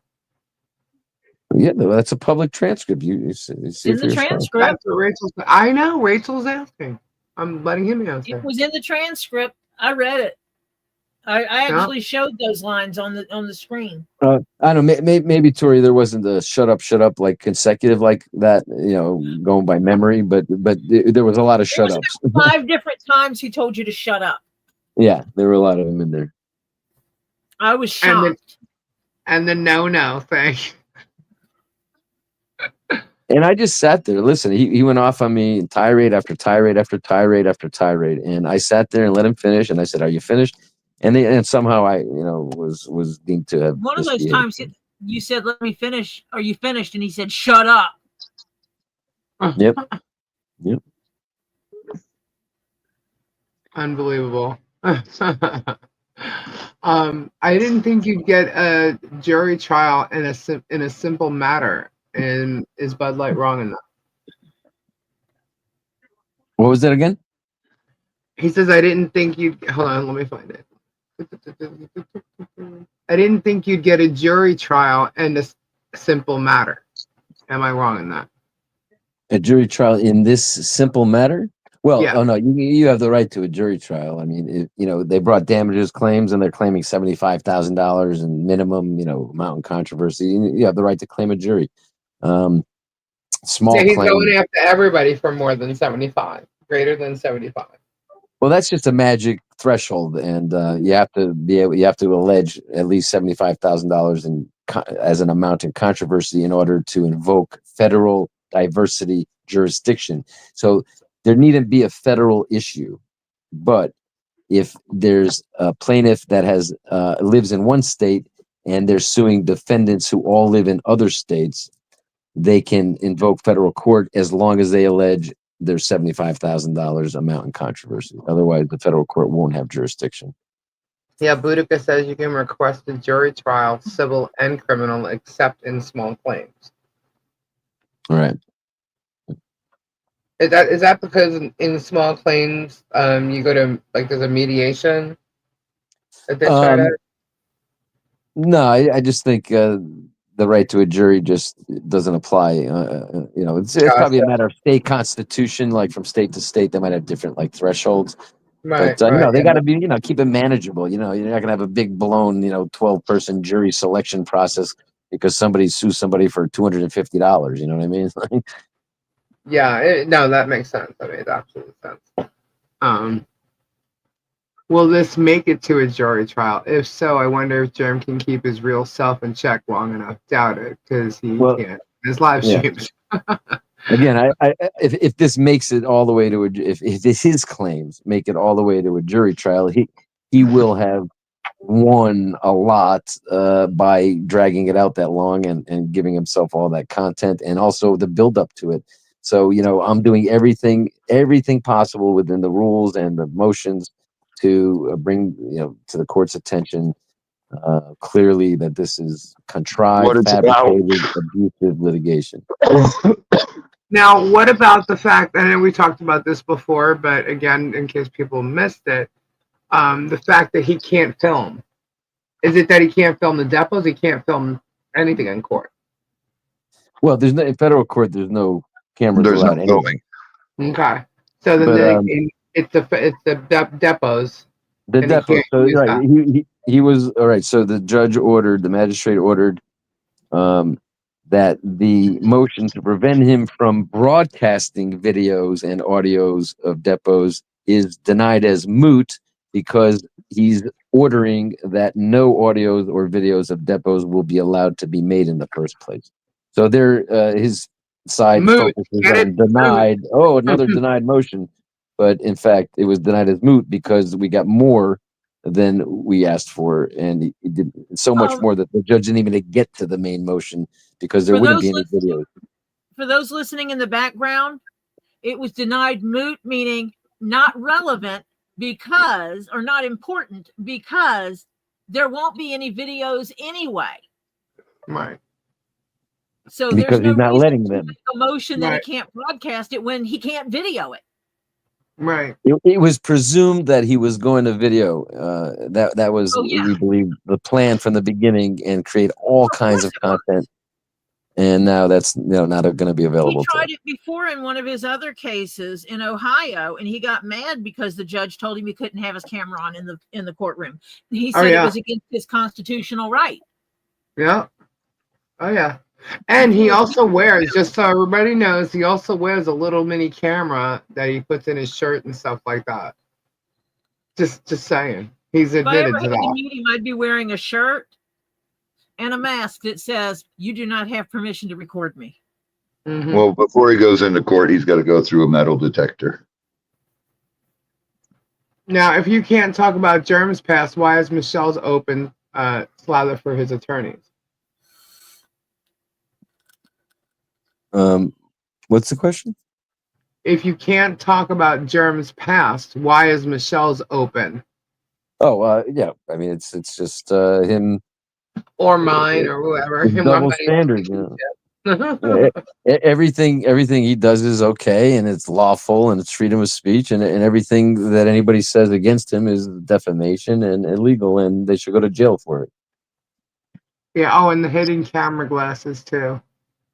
So what if he does try to film it? Oh, I don't. If he like snuck a camera into the federal courthouse, that'd be great. That would be jail, wouldn't it? Probably. I think that could be risking jail. Yeah, I think that would so. be hilarious. Yeah, that would. That would be very brazen and stupid. Yeah, no, I don't think. Well, we never said he was a smart man. No. I think it all involves money as far as George saying with I think, I mean, this whole thing's wrapped up in money, obviously on his end, because he's making tons of money and claiming not to be. He's making money off the content generated by the storyline of which the litigation is a major component. And so And he doesn't need to asking win in for court. legal fees. Yeah. Yeah, exactly. He doesn't need to win his claims in court to make money off the litigation because he's making it every time he does a video and people tune in to watch and listen. And you notice how many federal court update captions, federal court update almost every time. Yep. Yeah. The best was this last Sunday, though, and how they're going to add us to the criminal federal case. How Gabe's past is going to be added to the criminal federal case. Yeah. I'm But, like, wow. it would be wonderful if I had another lawyer in Florida who is able to go to federal court, and even if they're not currently, they can be admitted pro hoc like I was, or even permanently if they're federal. I mean, if they're a Florida licensed attorney, they may as well just get admitted, to Florida federal court so they can practice in Florida federal court. But so far, it's just me. How did you hear about the case? Rachel's asking. Well, we went through this today with Mike Volpe.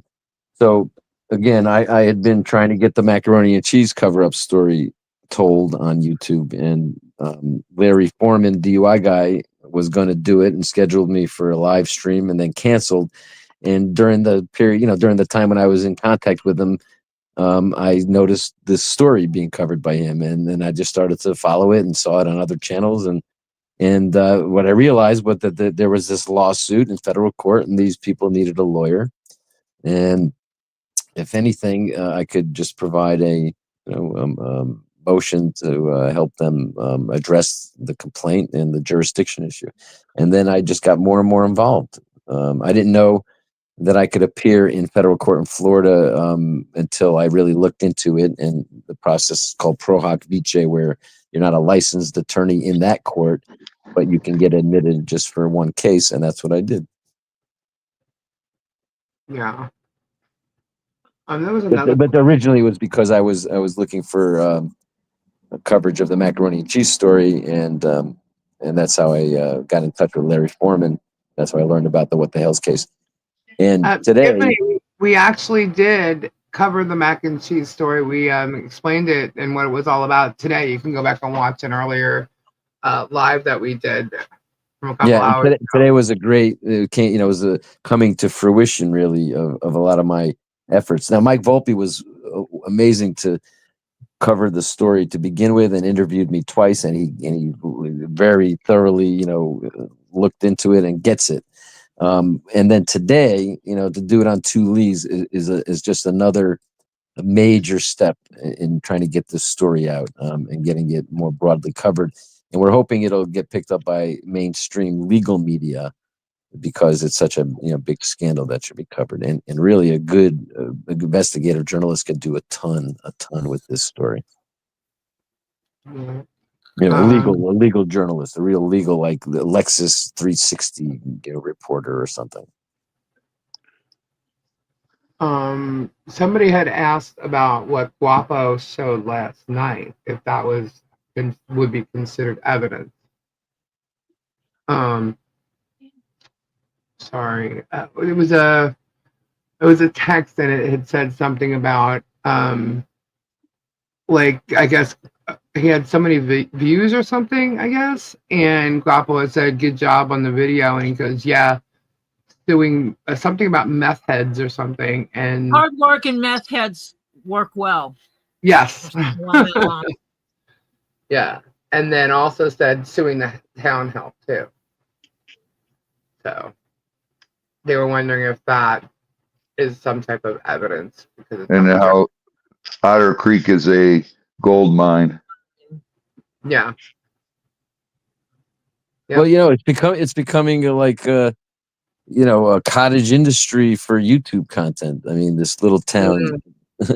There's other like channels, I think, that have like dabbled into Otter Creek too, that we're not on our radar. You know what? I have to say, after meeting some of the residents there, Michelle's neighbors, it's kind of sad, how they feel like they can't go out of their homes because they're constantly being filmed, and like their whole town has changed, and they don't like it.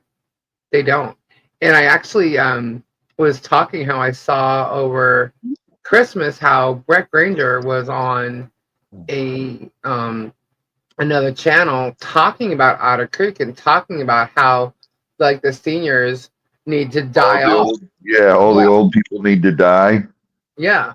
And what's and nobody, I don't know if I can't say nobody believed me. I got an email calling me a liar and all this stuff. So I literally went and got the clip, and I actually have the clip of him saying it. He repeated himself like boom, boom, repeated the same thing twice. And he also admitted to becoming mayor to get the permit to get what he needed done.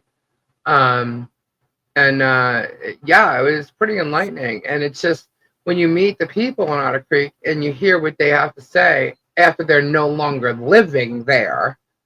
And it's, you know, just because there are certain things that you might find in the town, which you could find in any town, truthfully, they've actually made that small town sound like it's just filled with a bunch of, my verbiage, just to put it bluntly, losers. You know what I mean?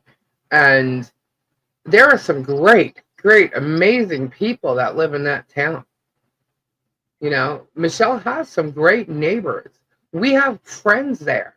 We now have new friends, you know. But when we put the fence up, their neighbors came together and helped. Thomas Collins was right there, you know. There's amazing people there. There really is. And I think it's sad that they have to go through that, because it doesn't just affect, I mean, in a major way, obviously, Michelle, John, and Harley, but it affected that whole town, what he's done. You know, because when he went there, he was like balls to the walls against everything and everybody. You know, each neighbor on either side of him, he had a problem with, you know, and then now across the street. But it's just sad overall what's done to such a very small town, that they're all that the children are affected. And I'm not talking about just 5-year-olds. I'm talking about children from the age of 3 up to 18 years old affected. You know, you can't have the children they don't want to play outside in their yard because he comes by with a camera filming them too. It's really kind of creepy. What the hell? You know, yeah, it's sad. Sandy has a comment. Hold on, let me see. What did Sandy say? Sorry, I'm scrolling. Okay. Doesn't this video give Jeremy information? He hears Bruce's answers. Well, his lawyers can listen and learn Bruce. Won't this help them in court? Well, no, because there's no secrets here. I mean, you know, there's no secrets here. I mean, it's kind of like what I've said before. If you listen to what's being said here and think there's a lot being said, you should worry about what's not being said. Yeah. Bruce is very calculated with his answers, guys. He gives you enough to tell you what, but not everything. He's a lawyer. You know, but it really is there for all to see, you know, Robbie, on the docket, the motions. I mean, that's what the court has to deal with. So anything that the court is reviewing or deciding or reading, and everything you're speaking of is public record. Yeah, that's what he's saying. Yeah. Well, true, right, but it's not going to, you know, it's not going to affect the case. So, I mean, right. I file a motion to dismiss, you know, saying his allegations, even if you accept them as true, don't make out a claim, or a motion for summary judgment saying, you know, he doesn't have evidence to support certain elements of his defamation claims. Yeah. And I could talk about that here, but it's not like, you know, tipping anything secrets, because when I file that motion, our arguments are going to be in there, whether I articulated them here or not in advance. Right. Like you just said before, like you're hoping he just drops it. You know what I mean? And you said that once before. And what was his comeback with? Oh, he thinks we're going to drop. We are not dropping this. Blah blah blah blah. You know what I mean? Yeah. That kind of stuff we can throw out. But obviously, we learned the reason. Reasons to drop it. There's legal reason to drop it. It's a ridiculous case. Right, legal reasons, but there are profit reasons to keep it going as long as possible and milk the gravy train and use the litigation for generation of content, and that's what it's being used for. That's what he's doing. Right. Kimberly Chess has a question that I need to scroll back. to? Let's see. I'm scrolling. Wow, Kim, that's back there. Hang on. Kenji, you doing okay over there?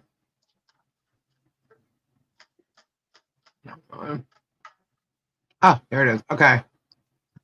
So was it a waste of time to post the signs on the fence stating no videoing, etc.? There's also no trespassing signs. Does that mean he can ignore them also?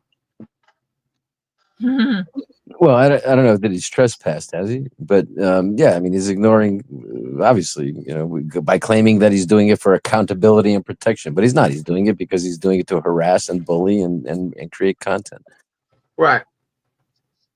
Right. By the way, Bruce, what side of the road do you drive on?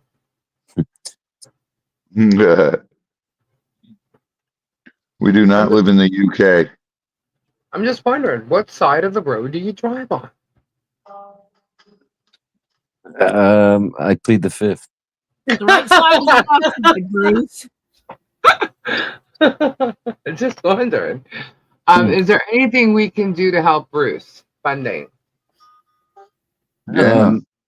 Well, yeah, to help. exactly. The whether it's finding a lawyer that just wants to get involved or funding to hire a lawyer, that would be great. I mean, if I had a legal fund that I can hire lawyers, because most lawyers, want to get paid, and Yeah. if I had someone on the team that I could, treat as an associate and say, listen, the judge wants a live argument on something, so this is why I need a local lawyer in Florida, and if I can get somebody who I can rely on and is competent and they need to be paid, I'll be happy to pay him if we can afford to pay him.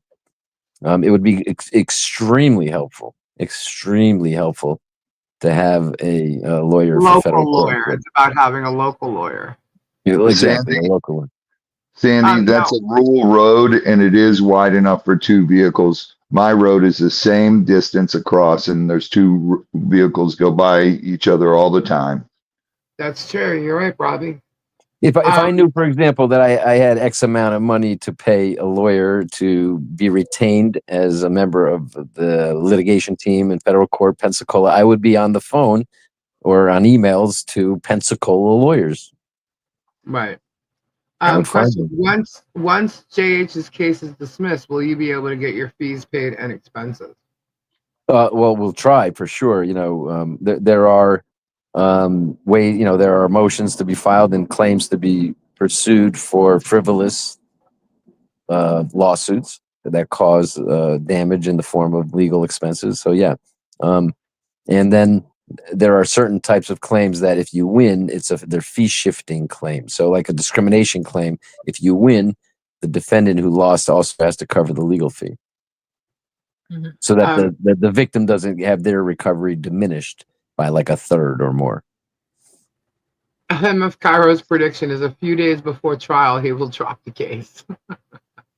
Yeah, that could be because when he you did that with Marlon Ruby, he knew he was going to lose, so he dropped it and saying, I'm just, I'm going to be the good guy here, and yeah. See, I wasn't following that. I'd like to look into that more because that could be what happens here. When you milk it for as much as you can, then what are you going to do and become, like humiliate yourself in the trial after everything? No, you milked it for all you could, and now you're going to, prevent the be the good guy downfall. and let it drop. And she was stupid enough not to countersue him. She should have. Yeah, but I'm not sure how it's a that would have daunting worked. thing. It's a lot to bite off to chew, to sue somebody, even a countersuit. And so, it's a big decision to make, and a lot of people wouldn't have the wherewithal, to do it. Yeah, it's very time consuming. Yes. Oh my gosh. Yes. Just like going through the videos that I've got, it's time consuming, guys. It's very time consuming because there's a lot, and let's just say for each video, there's things that have to be noted, and every little one of them, there's a lot of videos. So, and that's just in this case, and I'm pointing that out to you because you guys know what videos are out there. So it's a lot just for that part of it alone.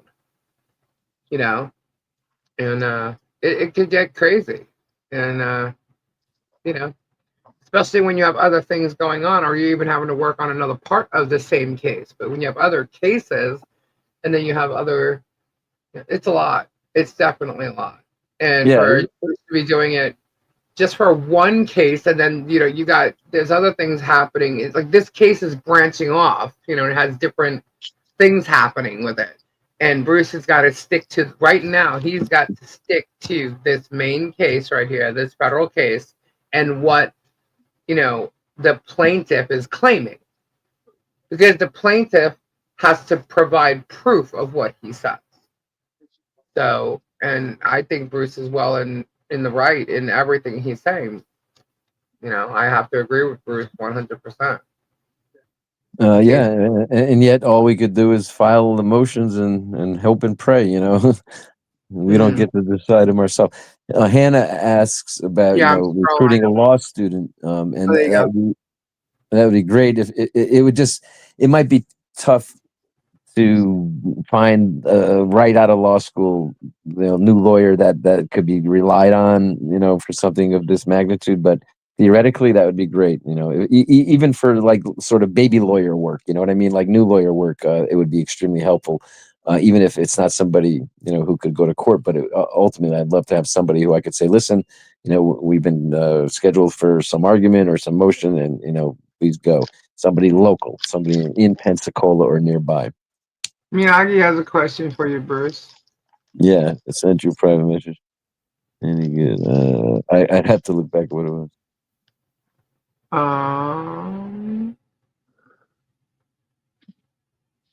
Let's see. How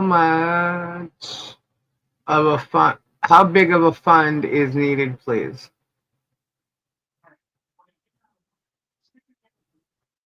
What was that? How big of a fund is needed?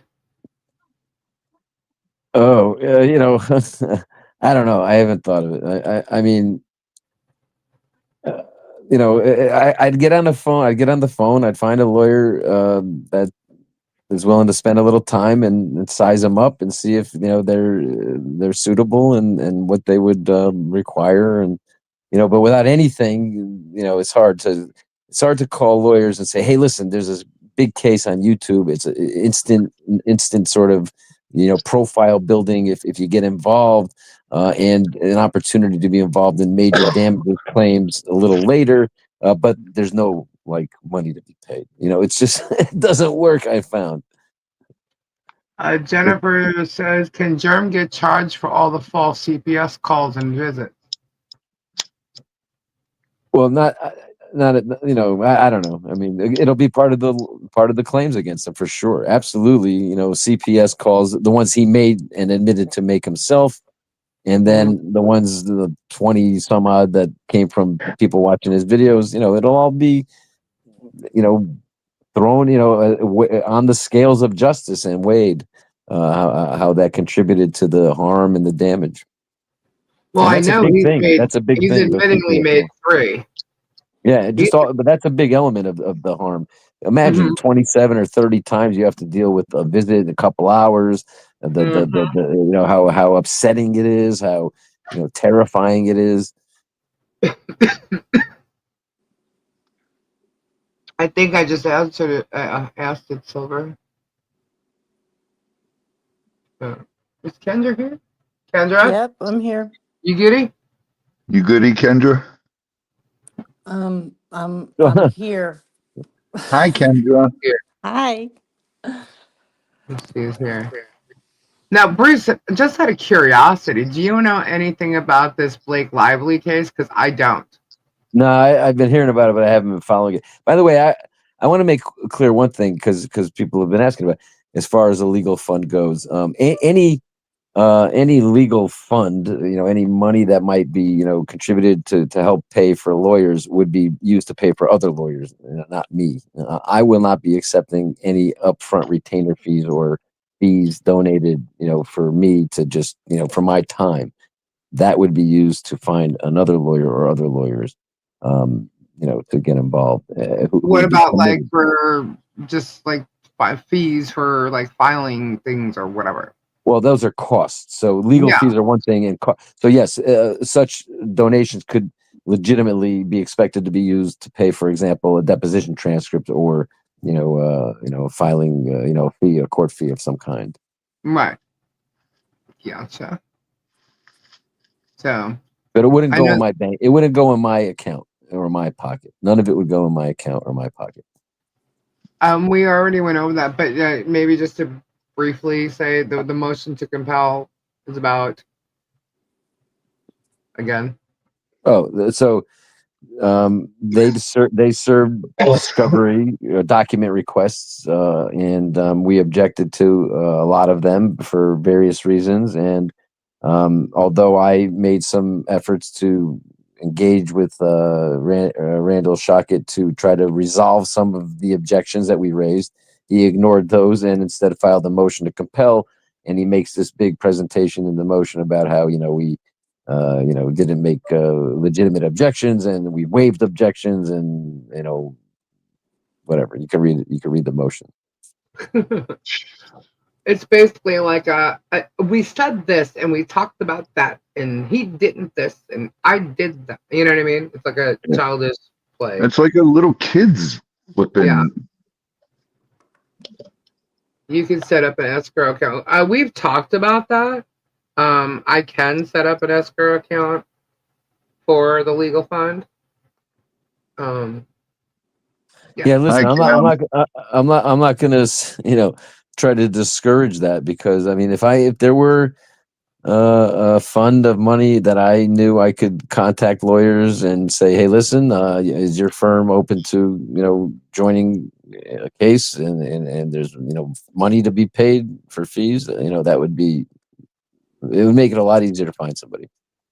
And that would be incredible. I think an escrow account would be good other than a GoFundMe. I'm not trusting a GoFundMe at this point. GoFundMe has been thrown around like ridiculously, especially with the people involved in this case. They also take part of the money. Yeah.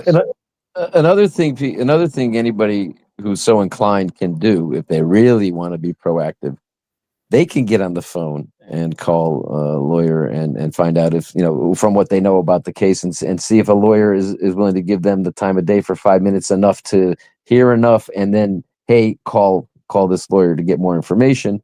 And, if somebody's inclined to help me find lawyers knowing that they could be paid, that would be tremendous too. It's time consuming too. I mean, for me to take a day or half a day and just drop everything and start cold calling, law firms and law offices, in and of itself, it's very, very difficult for me to do. It is. And actually, guys, I have a synopsis here about the case. So if you are interested in doing such a thing. Yeah, see, that synopsis was originally written for the purpose of sending to lawyers so that they would have something they can initially read, like a cold contact, meaning an email without any prior contact. Hey, listen, read this and give me a call if it sounds interesting to you, basically. And that's what it was for. It didn't get sent around too much, and it certainly didn't end up being effective, to get anybody, but it would be if it were used properly. Oh my God. Let me say.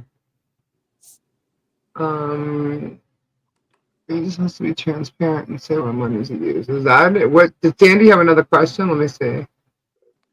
Some firm in Pensacola, like some plaintiff's law firm, small firm, couple lawyers, even a solo. This case would be a great opportunity, but a lot of these firms and lawyers, they just can't get beyond the, okay, how much can you pay me right now? They can't they don't have the vision to look ahead and see the opportunity for them as lawyers, as a law firm, to litigate an important case, to a righteous case on the right side. And I got you, Miyagi. All that comes with that. Touchdown goal. We made our goal tonight. Whoop, whoop. We be doing a giveaway. And Mo just became a sponsor. But why does it say just became a sponsor if you've already been one? Interesting. Just member for 5 months. Cool. I guess that's a renewal or something. I don't know. Well, What kind of lawyer? I know yeah, several medical malpractice lawyers. So wouldn't it yeah, be good question. personal injury? Or, Any, some law firms are only defense lawyers or the defendant side, like for businesses. So those wouldn't be suitable. Plaintiff side lawyers, civil litigators, civil rights lawyers, elder abuse lawyers, any lawyers that bring claims for damages on behalf of victims of You're other right, people. Boudica. This case could set case law. Yeah. Some lawyers might just do personal injury like car accidents and slip and falls, and maybe they're not into Right, something like this. This is a little right, different.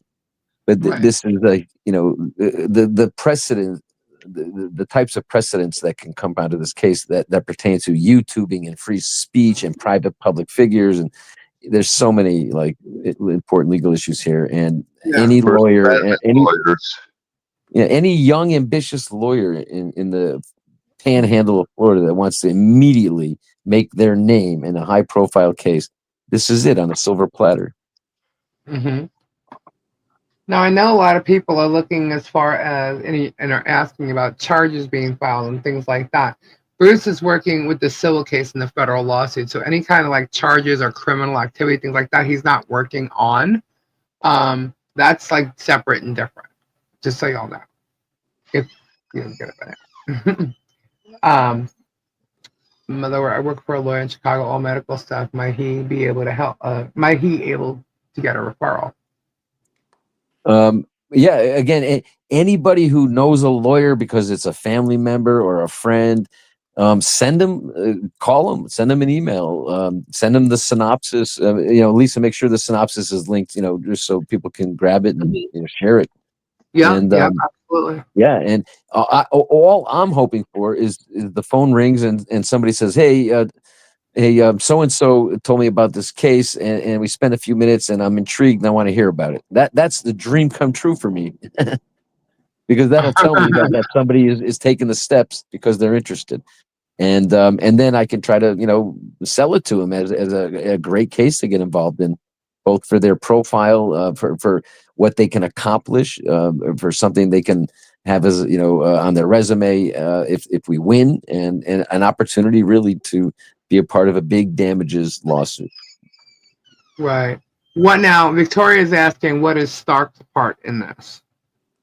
Well, he is handling the state court actions. There were two, but now there's one. The thumbnails lawsuit and the invasion of the property so they can take video and then broadcast it and save Harley Grace. So he's handling that now, the second lawsuit only, because the first one was voluntarily dismissed without prejudice, meaning the thumbnails lawsuit. Although those claims can still be pursued, and the intent is that at least the claim of thumbnails against Hales will be just one of the claims against him among all the others in federal court.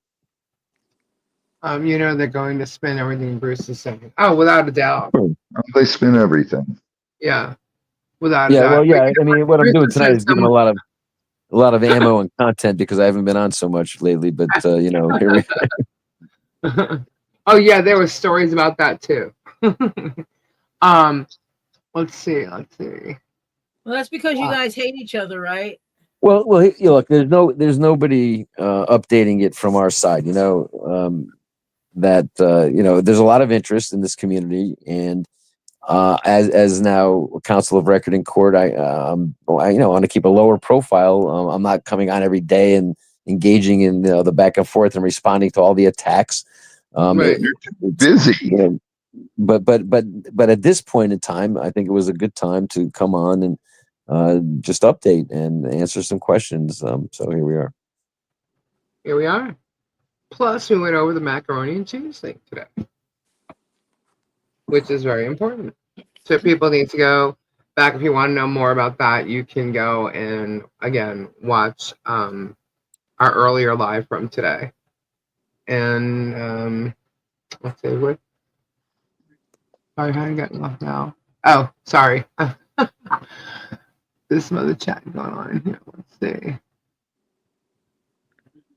Sandy. I'm looking.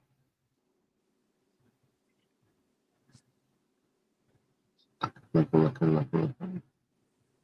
If the lawyer thinks win, wouldn't one take the case and wait till he wins and Jeremy would pay that lawyer? Say again, Robbie? If one, hold on, let me get back to it. Oh, I can't get back to it now. If a lawyer thinks he could win, wouldn't he take the case and then Jeremy would end up paying in the end? Well, yeah, but it's a big investment of time and effort without knowing, for sure what the outcome would be.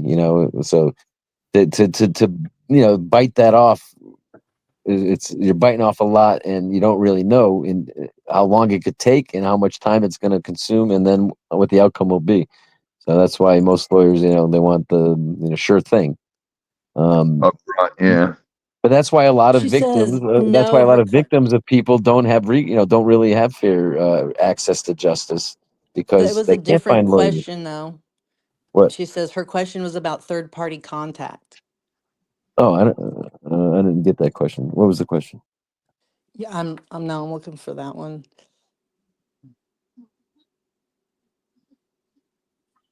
Well, I know Jeremy made some comments or whatever because of me posting the security footage of him driving by and filming them. That I would be the third party contact or something. I'm not in contact Because with they're him. not recording him. No, it's a security camera that's recording. They're not standing out there recording. And even if they were standing on their lawn recording him driving by, stalking them to prove he's stalking them, how is that their guilt? What are they guilty of? I don't get it. I'm Yeah. Well, this lost. whole third party contact thing is again from this Ohio nonsense. Yeah. It's like he's got 5,000 people saying, "Oh my God, somebody said something to him, and it was third party contact." I mean, give me a break. It says, is it That's more considered like third-party harassment for Preston to use this channel to talk about Jeremy? She's not using third this party channel. harassment. She didn't come to this channel for this channel to do anything. Absolutely not. Lisa started this before she even knew Michelle. And I'm not harassing. Lisa started this because of the Guapo stuff Yeah.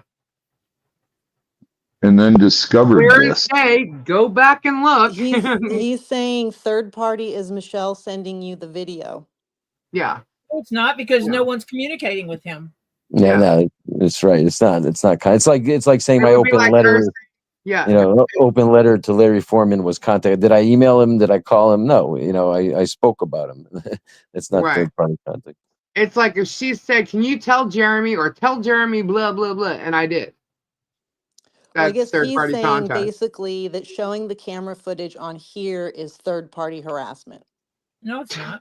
Oh, hold on a second. Why? Because it What? proves he's stalking them. Showing someone's security footage is not harassment.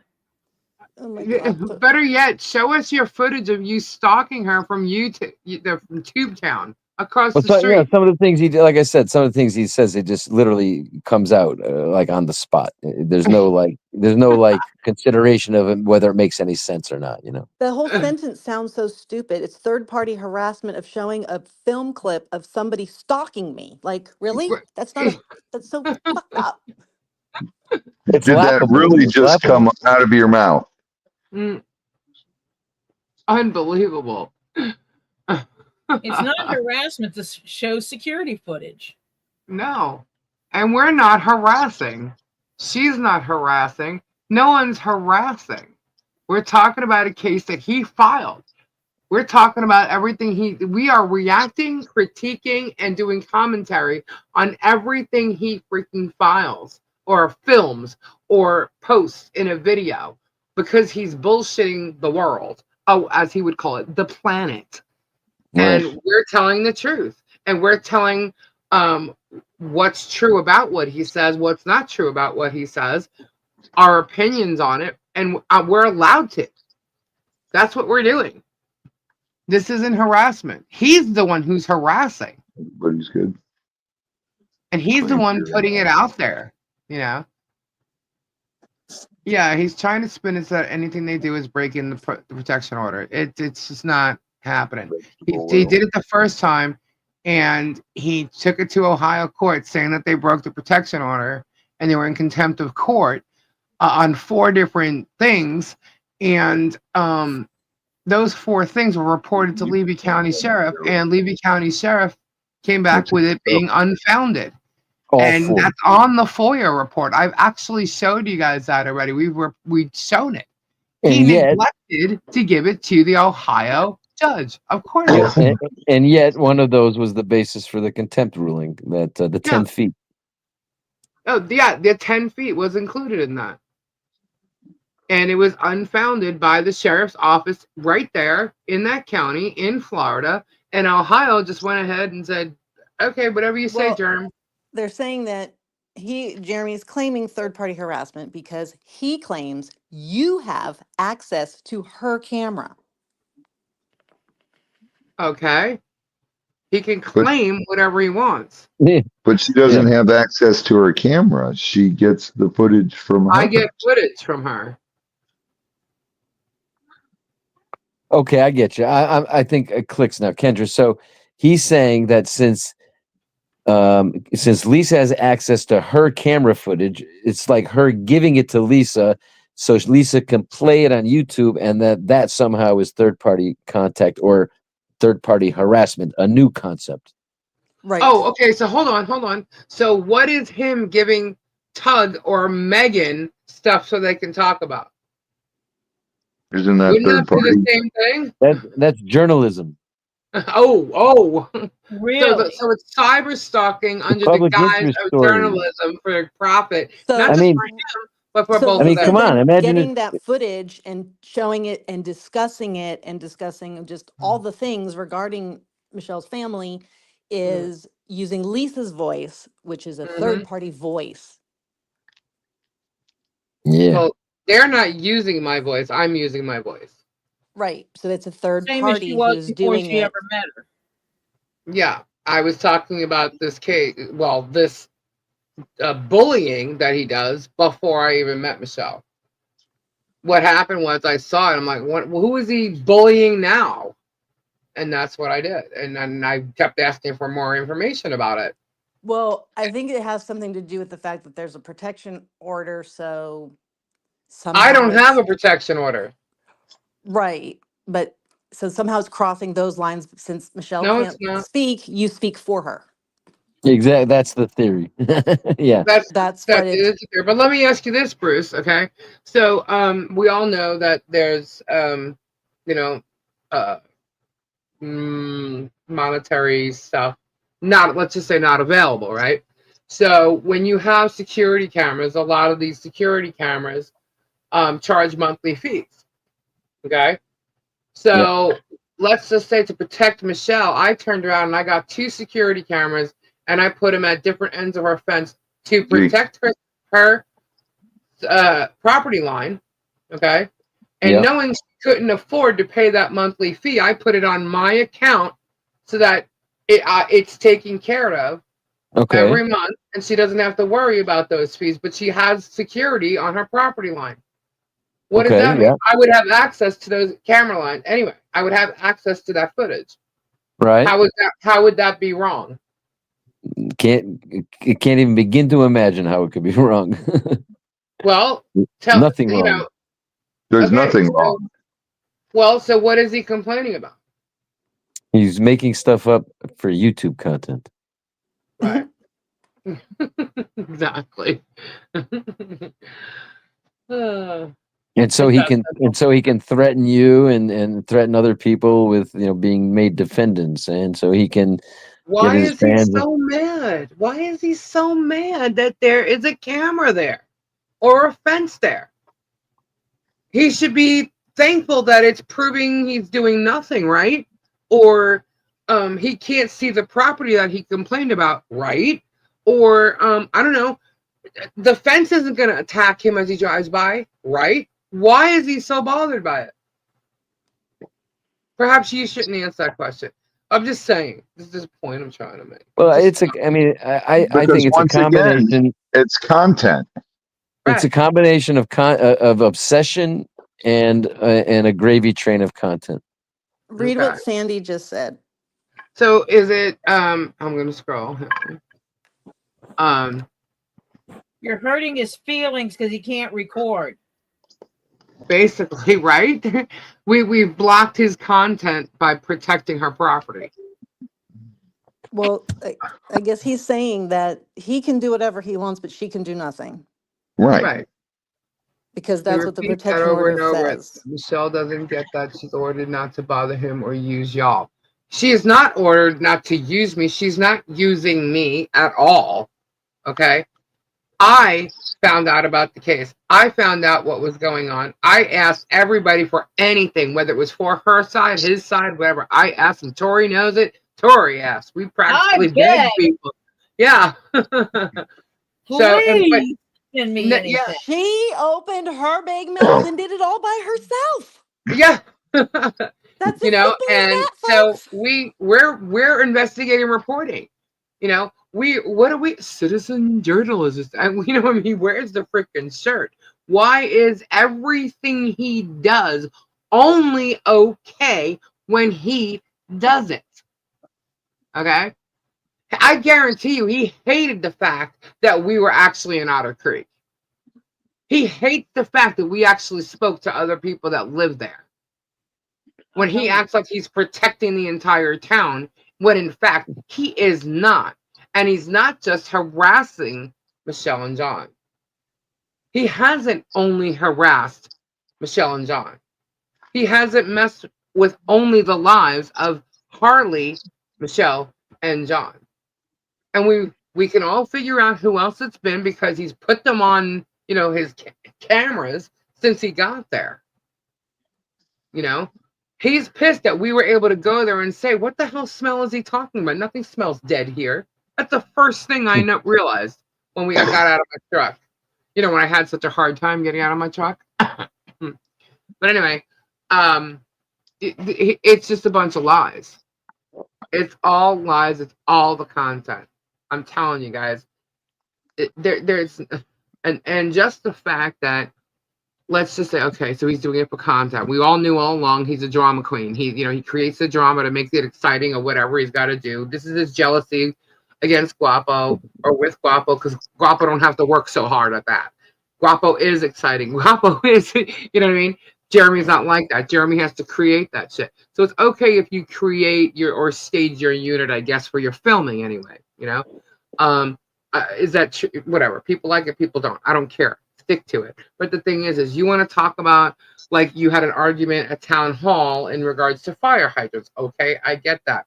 But you turning around and coming after someone's child, talking about the child, literally saying you believe she doesn't need a feeding tube. Who the hell are you? When did you become a doctor? Lisa, What makes you think? What? Sandy says, Lisa, he is saying Michelle said, you are her voice. He has protection against her. That allows him to be able to talk. She needs an order against him to even things out. She had an order against him. And she had an order against him when this started. He wasn't allowed to drive by her home.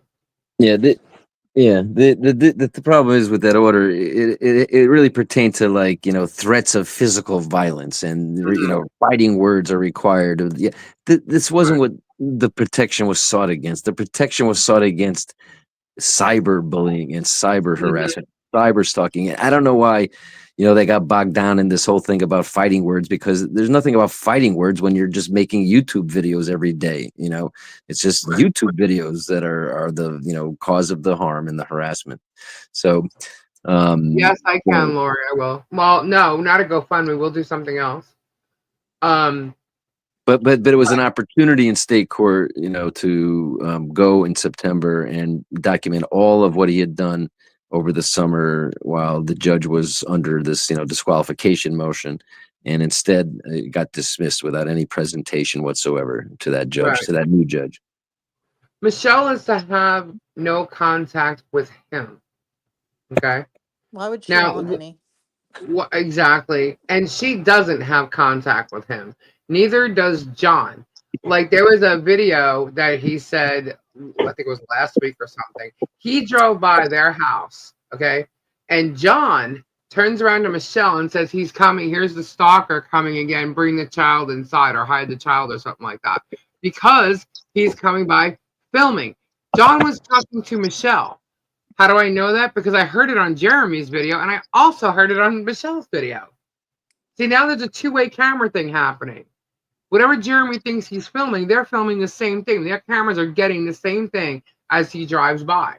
And I heard what it was. But Jeremy is telling his audience that John was saying something to him, which is if he can hear their voice.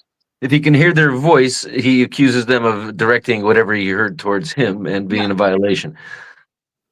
And you know, to be honest with you, with this creeper, who he's earned the name by everybody else in the community as the Otter Creek Creeper now.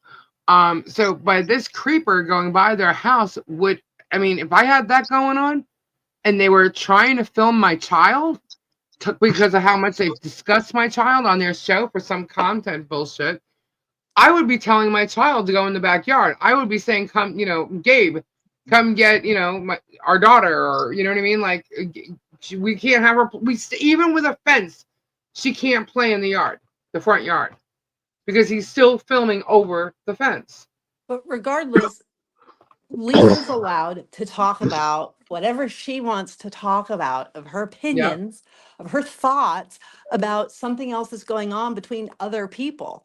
So it's not always just talking for Michelle or as her voice or whatever he wants to say. This is Lisa spewing her opinion about what she feels like talking about, which she's totally allowed to do. Yeah, I'm not under a protection order. I'm not under anything like that. She's not being We do told, live "Say in the this, do United this for States. me," You're or- allowed to have your opinion. I am using my free speech. You're not going to take my free speech away. It's that simple. You're not. Isn't that what he's trying to, claim with everything? Free speech, free accountability. I'm holding you accountable It's for all not- the bullshit you've done. It's being made fancier than it is. You're just spewing your opinion here. Exactly. Okay. Now, sorry. What was that question about the cameras? What question? John, are you renting space on her fence for your security camera? No. Why would she? Why would I do that? If it's your cameras, and Michelle has zero say over what the cameras are doing. Michelle does have say over what the cameras On are all the doing. camera apps for home security cameras, they Thank have a you, whole Torque. feature where you can share with someone else the video footage of whatever you have your cameras showing. Yeah. I can see somebody else's house that's not my house far, far away. Okay. So let's see how this. So John James is trying to set me up with that question, right? You heard what I just said. I said, so Bruce, if I had 2 cameras and I put them there, right? Now that's what I said, right? Now, if anybody was here the other night, we were talking about the wish list, correct? Somebody purchased the cameras, but they never showed up, right?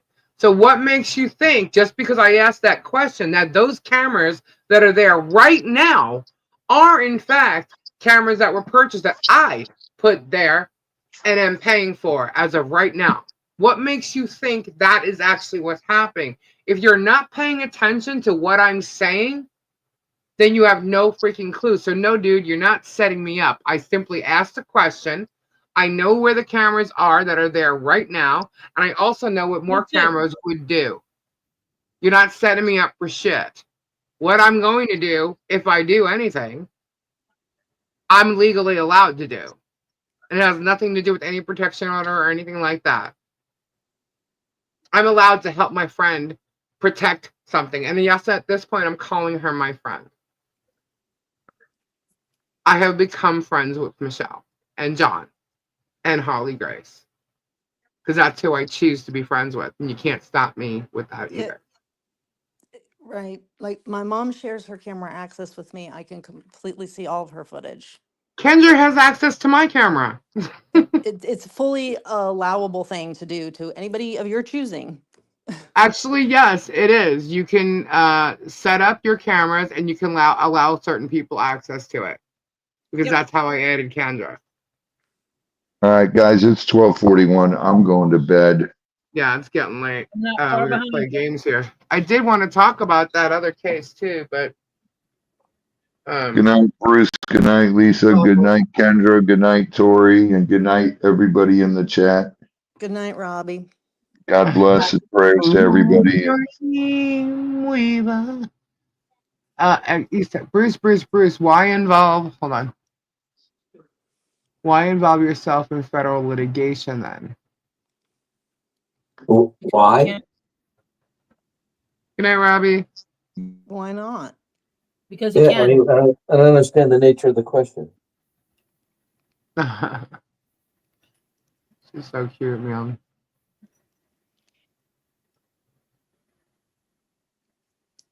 I guess with everything, they might be delayed, or they're just asking. When y'all show Jeremy through Michelle's video, is that not, whoops, her using you to post? Nope. Harass Jeremy, right, Lisa? You can say what you want, but will he go after Michelle for you using her video? It doesn't matter. Lisa, I can say it for you. Michelle can't control Lisa. No. And Nope. so she can't control what she does or says. So you can't fault Michelle for Lisa's actions and words. And vice versa. I'm going to hold you accountable for what Jeremy does because you support him. Yeah. Christy, let me see. Right? Right. That's not the way it works in the real world. Christy, help her back with it. Oh my goodness. Oh. That the cameras aren't MP's cameras and she can't be responsible for what is done with the footage? Yeah, she can't be.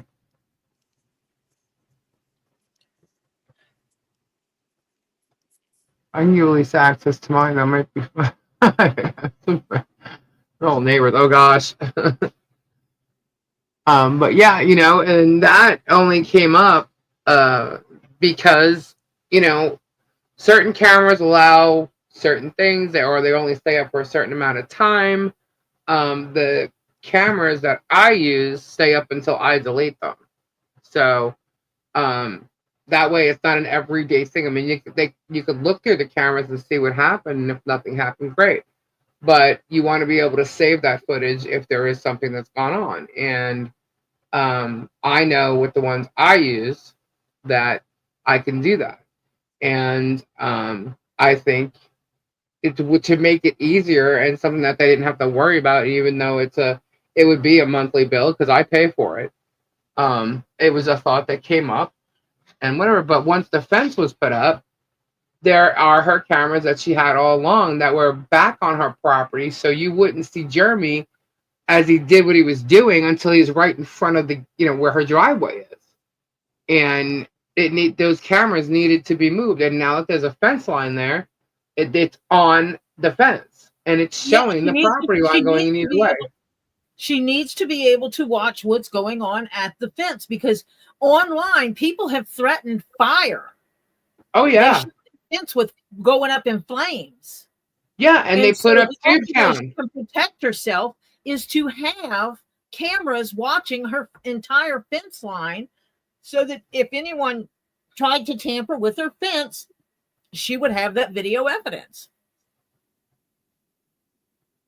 It is a landowner's right. It is a landowner's right to protect their property. Their own property for their protection. Jeremy does it. Why is it okay for Jeremy to do other people's land? Yeah. Jeremy has cameras directly on her property.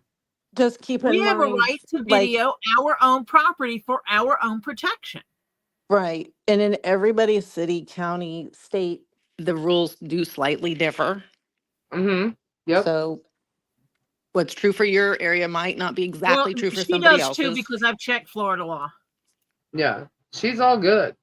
However, Jeremy has cameras at Tubetown that are way too high for that property.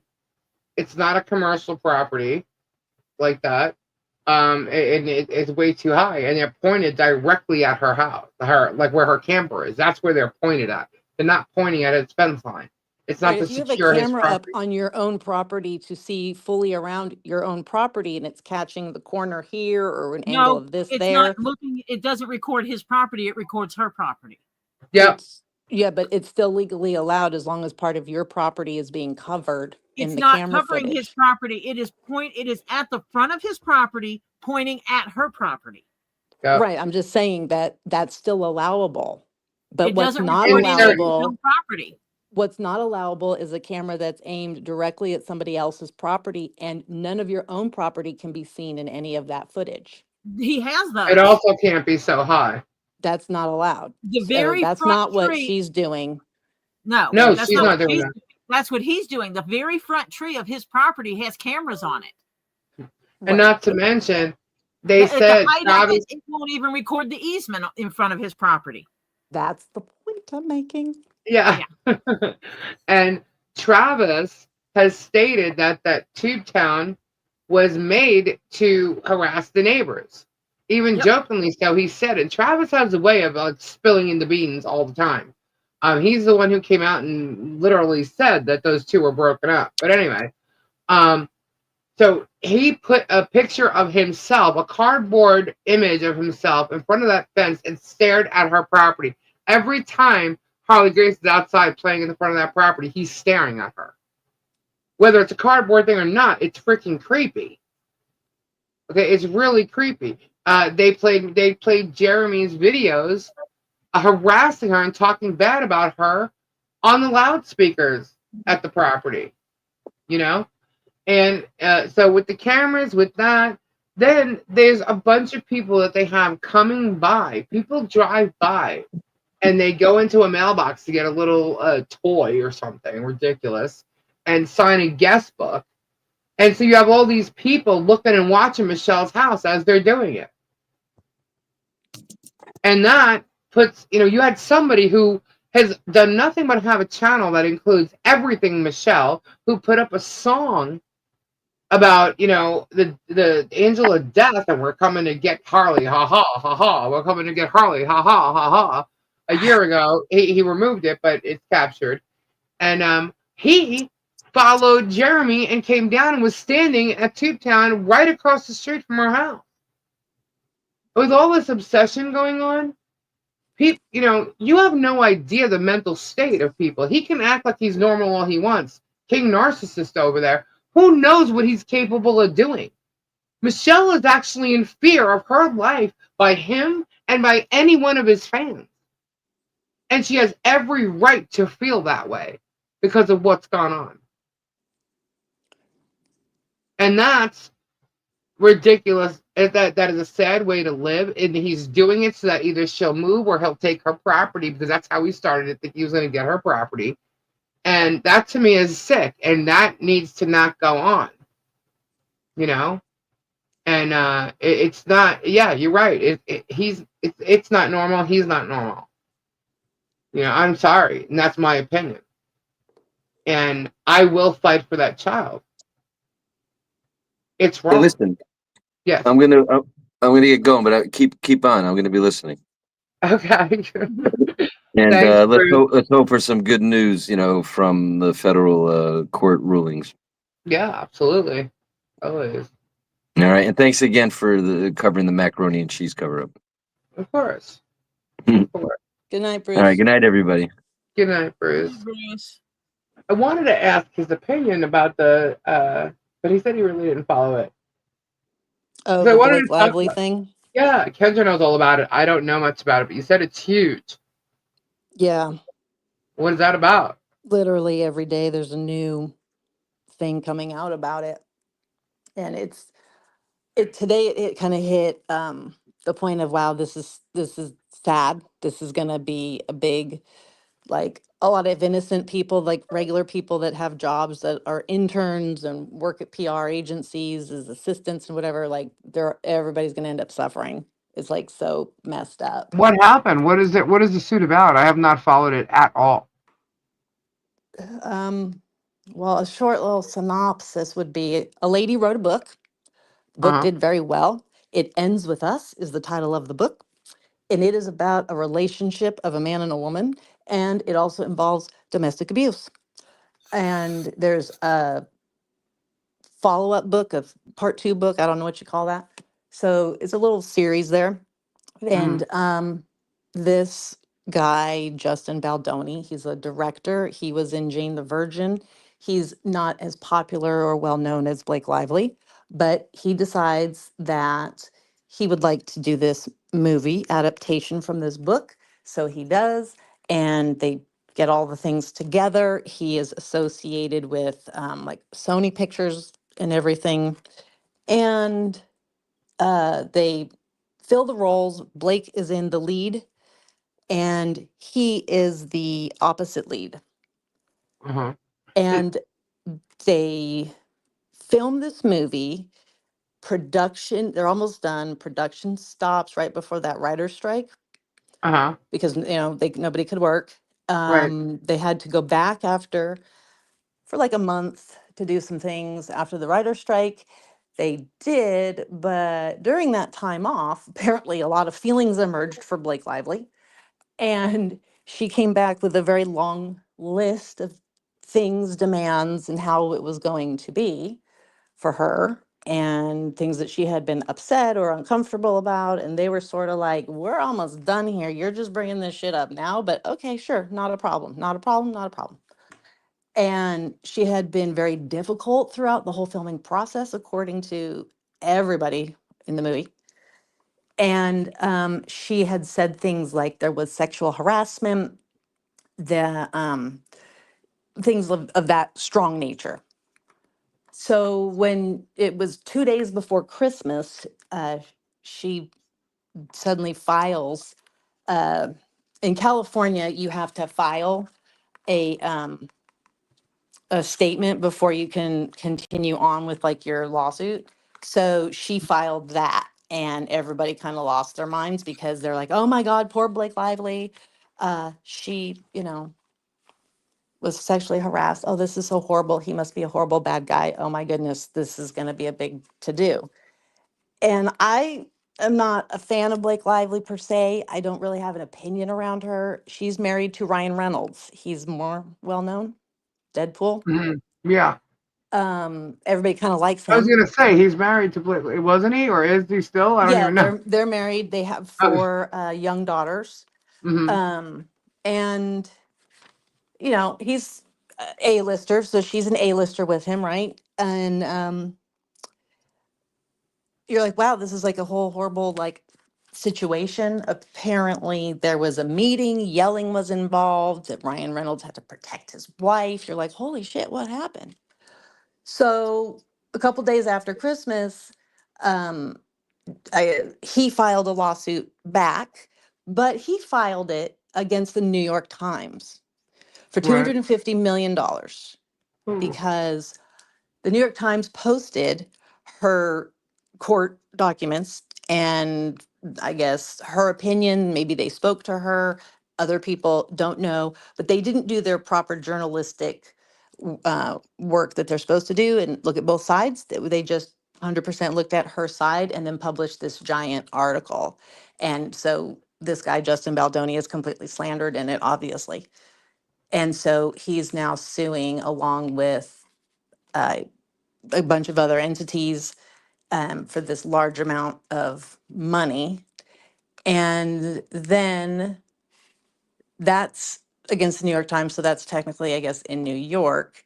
And then she filed in New York her lawsuit directly against him. And so it's just getting like, oh my goodness. Today, another woman who's the head of a PR agency involved herself, and she is now also suing. And she is suing one, two, three, four people plus 10 John Does. We don't get to know, I guess, who those John Does are. Mhm. And Or they're basically saying that this was a whole setup in a PR attack amongst PR agencies to take down basically Justin Baldoni and a couple other people. So you're like, oh my God, this is just getting very messy because it's the same issue, it's the same problem, but it's amongst a bunch of different people who aren't directly suing each other, but there's a whole bunch of people in it now. And Good night, it's all about Lori. who has the receipts, who saved their emails and their text messages. Well, in Hollywood, they don't bother to worry about who got a fucking screenshot from 3 years ago. They went directly to the programs to pull them from the phones to go to AT&T, Verizon, whomever, and got them direct. So we know them to be true, and they're all very bad. And there definitely was a setup amongst PR people to take down certain people. And So I guess they had their own ecosystem. then there's an issue of When you like, say take down people, it's a PR to take down Justin and them. right. Okay, And to take down the other agency and make them lose their clients. gotcha. So it's kind of like both going on in that particular lawsuit. But then like one of the examples of something that Blake Lively was initially upset about was her unsafe feeling and sexual harassment. And you go, well, what does that mean, Blake Lively? Right. So there was a text while they were on set and they needed to have a little meeting. And she said, oh, no problem. I'm in my trailer. You can come on in. I'm just pumping. So they said, oh, well, you sound busy. When can we come back? And she's like, no, come on in. So they go to their trailer, her trailer. They knock on the door. Are you ready? Can we come in? She says yes. They open the door. She's still sitting there pumping her breast milk. So they were like, okay, like she was 100% covered. Uh-huh. They asked again, are you sure we could step out until you're done? She's, no, it's fine. Well, she says, no, Thank you, they Pabs. barged right in and I was totally nude. But Wow. she did not provide the text messages, but they provided the text messages to say that's not what happened. Okay. So there's a lot of the accusations from Blake Lively like that, where they Mhm. go, no, here, we will show you again what her words said and our words said. And every single one of them, she looks like a fool because they have their receipts for all of this stuff. Right. Now their official Justin Baldoni's side, he's officially going to sue her directly. That hasn't been filed yet, so we don't know exactly what that's going to say. hmm But he is known as like some Why humanitarian is she? worker. Why is she part of this smear thing? Well, okay, so Oh, by the way, over the years, people have worked pause with right her, there. say Pause she's right there for a second. Pause right there for a second. By the way, guys, with this East Cowboy dude, that right there is just to show you how someone comes in asking questions or talks about this case that has a different, an opposite side, how we treat them until they get rude like that and then get blocked. I just wanted to point that out. Go ahead, Kendra. I'm sorry. no. So yeah, Blake Lively's known as a difficult person to work with, I guess. hmm People have come out saying that. They basically said she sabotaged this film. She took it over. They spent tons more money. It got to the point where they were just like, give her whatever she wants because we just want this done. Right. And things like the wardrobe. She completely disagreed with the wardrobe that they spent a week shopping and buying. She wanted to redo it all completely herself and demanded that stylists fly to her place in New York and present her clothes. And she picked all these clothes and she had to redo the whole thing and spent tons of money redoing it all. And then everybody was shocked at her wardrobe because they said it was atrocious and they hated it. And she got upset about that backlash. But oh well, sorry, you picked a weird style, I guess. I don't know. I saw some of the pictures. It is bizarre. Like she was wearing two pairs of pants at one time. Okay. I mean, it was just a weird style. She insisted that the character was very rich, so everything had to be Gucci and Prada and Louis Vuitton. They're like, no, that's not how that character is. But she argued it, so Right. they said fine. There was an issue where there was an intimate scene, and so he hired a female. Boudica. Boudica said Blake sounds like she was channeling her inner Amber Heard. Oh, yeah, everybody's saying this is Johnny Depp Amber Heard 2.0 for sure. Really? Okay. Yeah, because she they hired an intimacy coordinator, which you need on set for the intimate scenes, and he texted her about that, and she said, "Oh, I'm not going to that meeting. I don't need that." So she refused the intimacy coordinator that he insisted upon, and then she tried to say they didn't provide one. He had all the receipts. Yes, I did. For the stunts, he insisted on a female stunt person. He wanted, the women to feel most comfortable due to the topic of this movie. Right. So he got females for his most everything that he could. And she denied that that happened. Yet he goes, Here they all are. Yes, it did." So it's really weird that she did this because it was so easily proven that she's lying. So people have rumored maybe she got the hots for him and her husband found out, and this is somehow supposed to be a cover up because, or something like that. Like people are just speculating like something's weird here because Ryan inserted himself and she was daily rewriting the script. And then after the movie came out, she said, actually, it was Ryan doing it. What? Everybody was like, what? And they're like, so while the writers were on strike, Ryan was rewriting the lines of somebody else's movie. He doesn't have any credit in this movie. He has nothing to do with this movie. Mm-hmm. So that was weird. And the lawsuit was filed by both her and Ryan Reynolds, which is weird. Really? Yeah. There's a lot of weird things. Like another thing that she demanded was that she be a producer and get the producer credits. They were like, fine, we don't give a shit. And then she wanted the PGA mark next to it, which is a high achieving thing as a producer. It means you did most of the work on the movie. And she demanded that everybody write the letters so that she could get the PGA mark. And they didn't, she was not going to promote the movie. She was going to get the author to not promote the movie and everybody else who was a cast member. Is So this they, like written stuff or just like meeting stuff? Like, is there proof that she did this? yeah. And they have their letters that they went ahead and said, okay, fine. And they wrote them, but then they gave the copies to their lawyers and said, we did this under extreme duress and being forced to do so. Wow. So you're like, she was a see you next Tuesday. I mean, it was bizarre. It's all very bizarre. So at the same time, all that was going on, this PR firm was causing their own other issues with all these characters. And nobody can dig up anything negative on this guy like ever. Like they can't. But my God, video clip after video clip of her just being a bitch in every interview she's ever done. It's weird.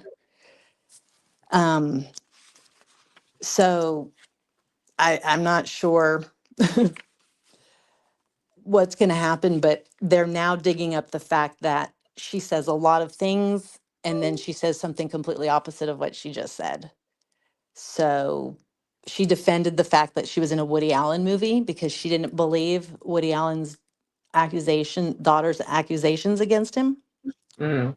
But when it came to the Harvey Weinstein situation, Mm-hmm. she said, oh, no, no, no. She completely believes in it, all claims that a woman, comes out being against any man. Always you stand with the victim first. But she did say the opposite Pamela. regarding Woody Allen's daughter. And now it gets a little messy here for a minute, but By the way, Michelle P, can you send me a screenshot of that what you were talking about before on Instagram? Go ahead, Kendra. Ronan Farrow, Mia Yeah. Farrow's son, who's a Yeah. journalist, Yeah. and he was part of the Me Too movement taking down Harvey Weinstein. He was like Interesting. Yeah. a lead in that moment. Mm-hmm. So he's a big let's be safe, how women in the workplace can be safe. He's very much into that. Mm-hmm. And Just saying, he's really good friends with Taylor Swift, Oh God. and Blake Lively has been really trying to be besties with Taylor the last year or two. Okay. And then there was a meeting between Taylor and Ronan. And then all of a sudden, all this shit happened. Everybody's like, just saying, perhaps, perhaps somebody had the tea and spilt it to somebody else and knows what their friend was really up to, being a naughty girl. I don't know. Wow. So all this is speculation, that all that part there. Um, so like literally every day something weird comes out. That was the other couple days ago, was that perhaps moment. Today it was the Good night, director Georgia. that worked on Deadpool quit because Ryan is such a control freak. Hmm. Um, I guess there was a moment in the movie where he had to lift her up, like pick her up or something. So they Hmm. had to have a stunt person come in, discuss how they were going to do it. In the meantime, he had gotten a back injury. And so it was questionable if he should be doing it or not. And they were like, well, how much weight is he lifting? Okay, so how much does she weigh? Was asked. Well, Hmm. I guess Ryan Reynolds lost his shit and said that how inappropriate and upsetting and it was fat shaming. And oh my God, lost his complete and ever loving mind about how dare you ask how much my wife weighs. How is that fat shaming? So She's meanwhile, not even fat. right, No. she's just not at all. And she's also like 5'10". So like she's gonna have a little bit of weight to her because she's tall, but she's not gonna have a lot. She's still skinny any. Right. So Justin Baldoni just said, forget the whole thing, we'll remove the scene. It's not worth it. Diana. It just doesn't Diana matter. said since you're ignoring her, she resent the email she sent a while back. I Yeah, know. I haven't opened my email at all. Mhm. So, yep, I sure am. Just for you, Diana. So, Wow. it's just there's a lot. Every day there's something else. Today was the day that people attacked Ryan. His old directors came out saying he's a control freak. They've quit being directors with him. Mhm. Um, they pulled the footage of a scene in Deadpool that is clearly mocking Justin Baldoni and the whole situation that was built into his movie that nobody understood before, I guess, but Right. now they all do. And they say that's not going to bode well for him. I don't understand it, honestly. Like, you two seem like smart people.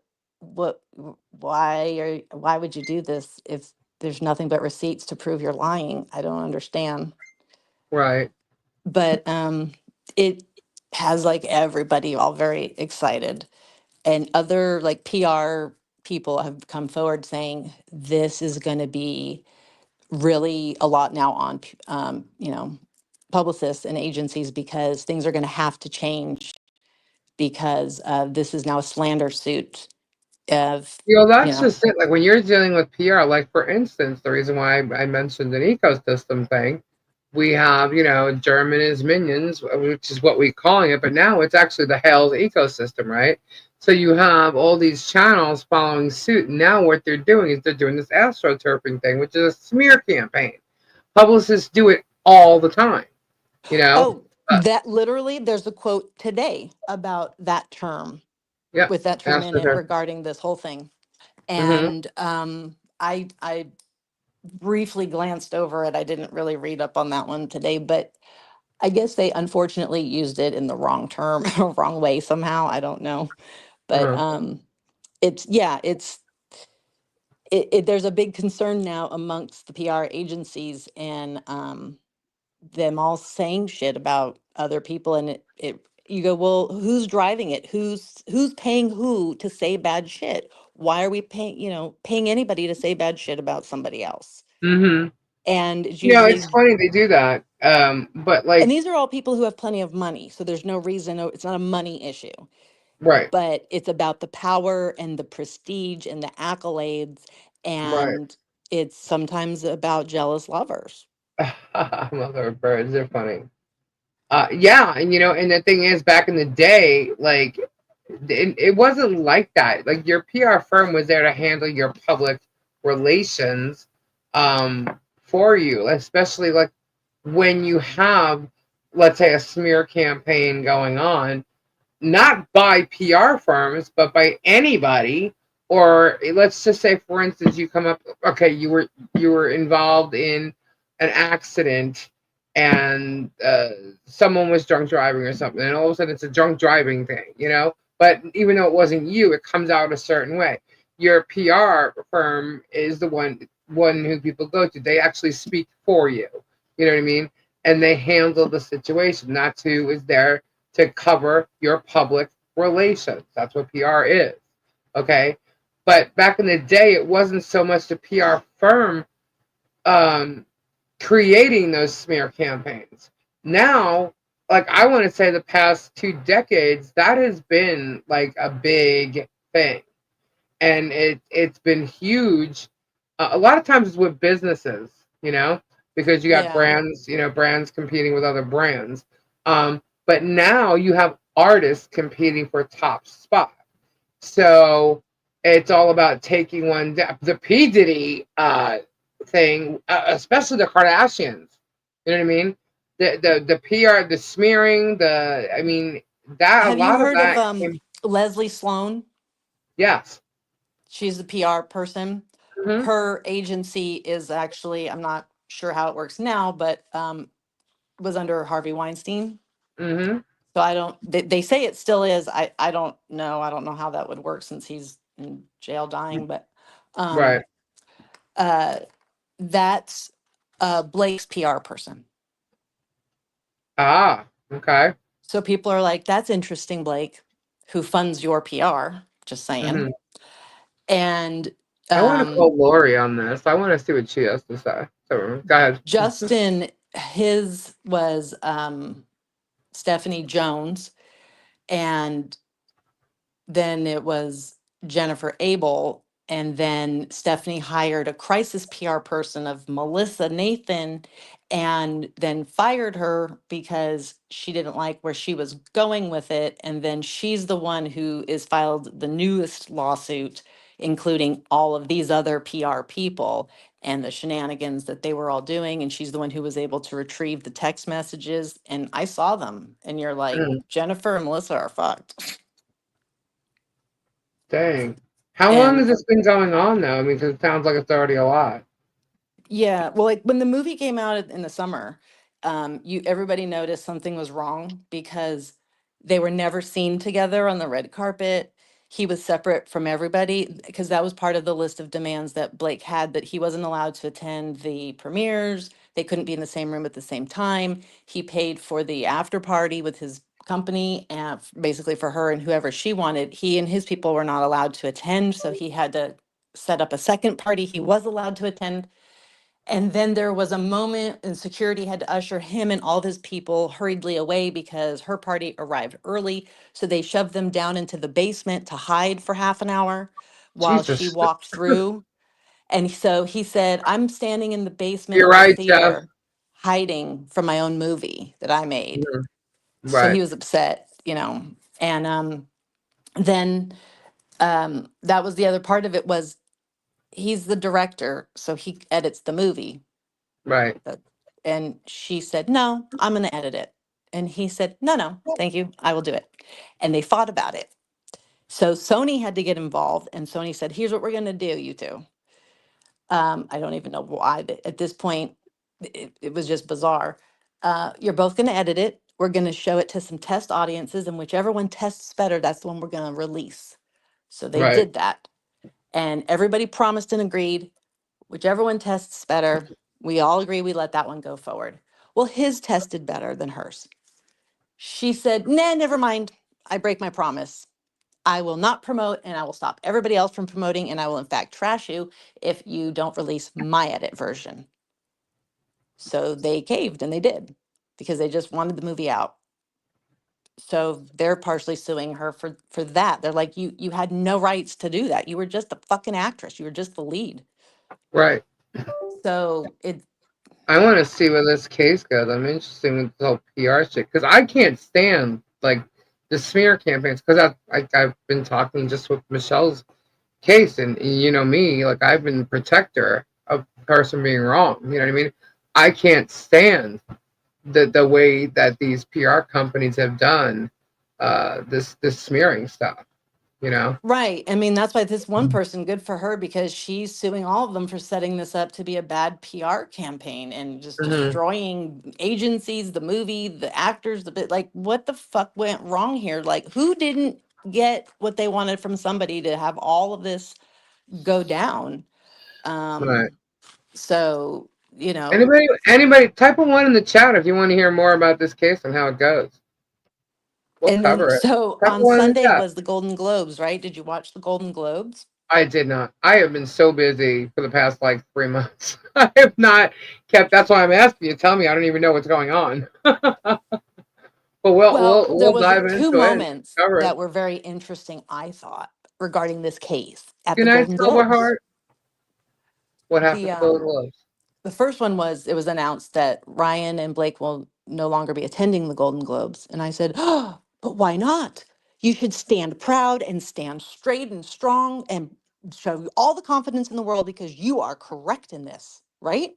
This is Right. your chance to shine and go. We aren't afraid of nothing because we know we are in the right." No, they decided not to go.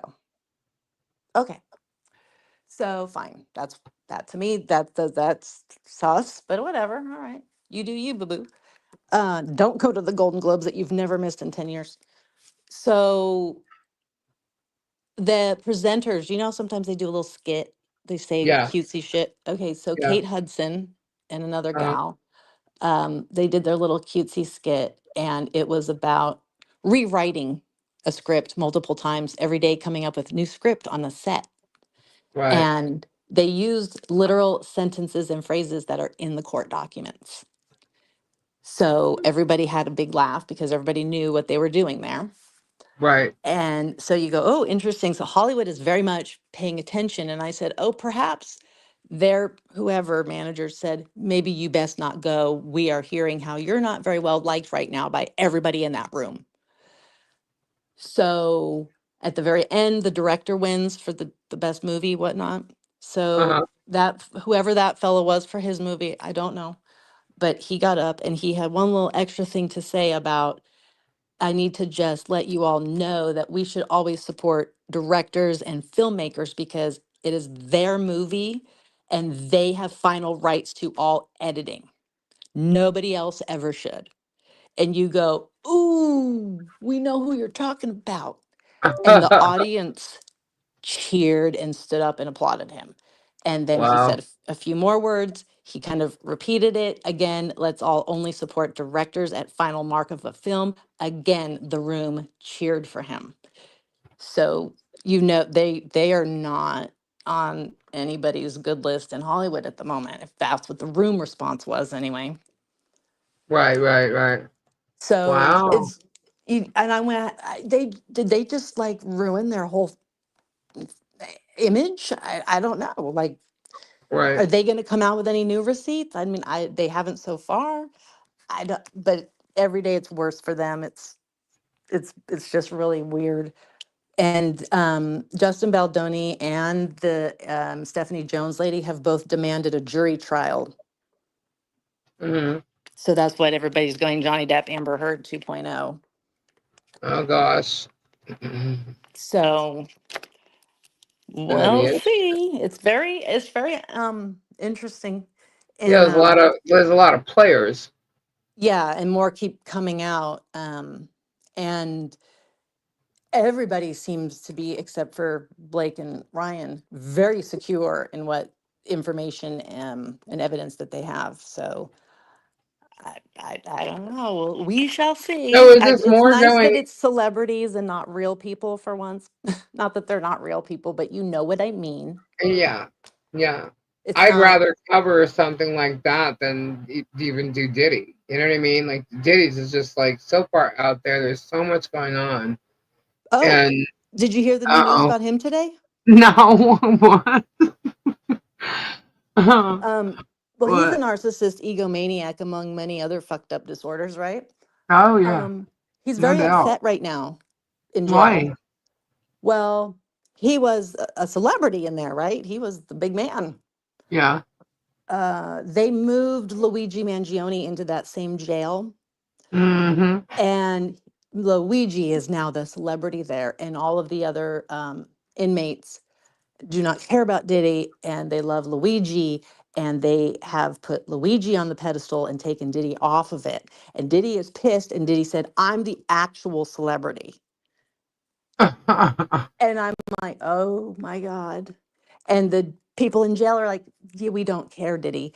And they're going to Luigi and talking to him, like counseling about telling their stories of their family members who were sick and didn't get health care they needed or couldn't afford it, or how medical bills destroyed a family member's life, or somebody they lost due to a medical thing.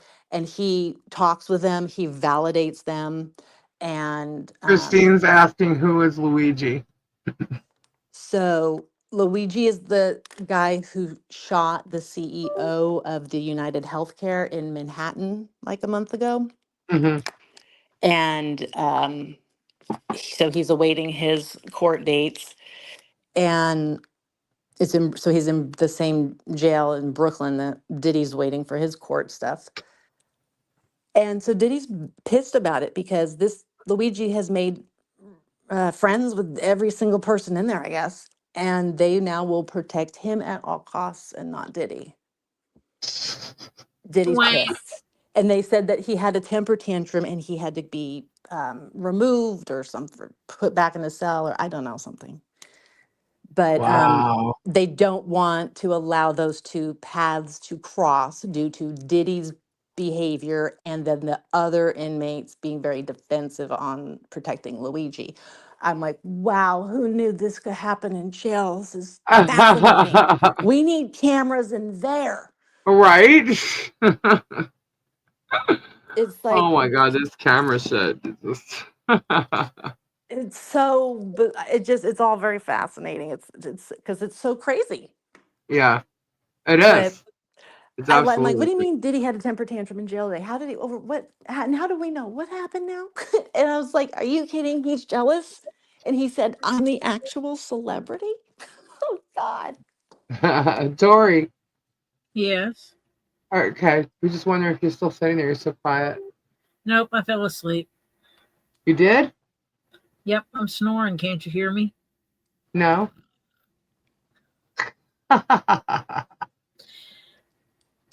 Oh So my God. yeah, they have cameras in there. We know but they don't always work. Like the night that somebody died of suicide there a couple years back. I believe his name was And do you think? Epstein. Yeah, you think Blake will be blacklisted? Probably after this. Not. You have to be in the no. Put it this way, right It may now. not be said. You have to be in the no. It depends what list they consider her on. Right? This stuff kind of came out and everybody went, oh, poor Blake Lively. 2 days later, 2 days, the audience at whole here went, fuck you, Blake Lively. You're a lying bitch. We all move over to Justin's side. And they've I not think I moved know from who his you're side. talking about as far as Justin goes. I have an image in my head, and for some reason, I'm not sure if it's him or not. He's tall, brown hair, kind of curly. Justin, what's his last name? Justin Baldoni. Not a good Italian name. Oh, okay. All right. Baldoni, Mangione. Didn't he play Jesus once? Yeah. I don't know, but well, when you look him up, you know how they give that like kind of brief biography thing, and it shows like a couple pictures of him and like what his birth date and all that. So there's like 4 pictures there, and it also goes, see also Blake Lively and Ryan Reynolds. yeah. Well, and like every podcast that talks about the celebrities or entertainment is talking about this. All the It is. It's all over the place influencers right on now. YouTube and TikTok are talking about it, like the Perez Hiltons and everybody. And it's every few hours something else is found out. So I'm like, That is how out of the loop I've been with everything else that's going on. At this point, I'm like when the Johnny Depp Amber Heard thing was first said years before we even saw that Yeah. trial, I got sad and went, "Oh, Johnny Depp, why did you go bad? What did you do?" That was my initial reaction. And then I hear that the wife pooped on the bed, and I went, "Well, this is different." Yeah, okay. And I just sort of like, all right, I guess we'll find out, whatever. And then it was a long time of nothing. This goes here. I was thinking Kendra was going to Timberlake or Bieber. Miyagi says, random question. Who thinks Germ on Sandra and Sandra Boone are well suited to each other? Let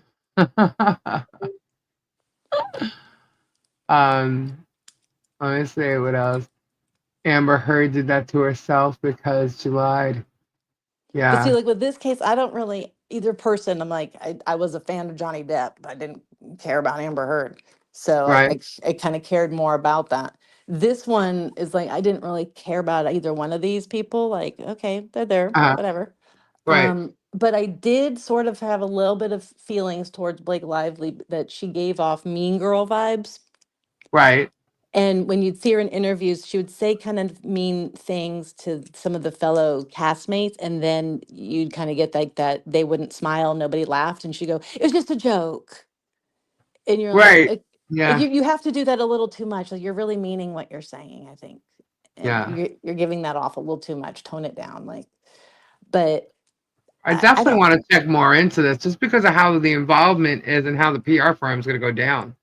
There's 380 pages of documents at this Oh point my gosh. because Okay. everybody's filing was about 80 pages. Well, that's not so bad. I've seen depots that are that big.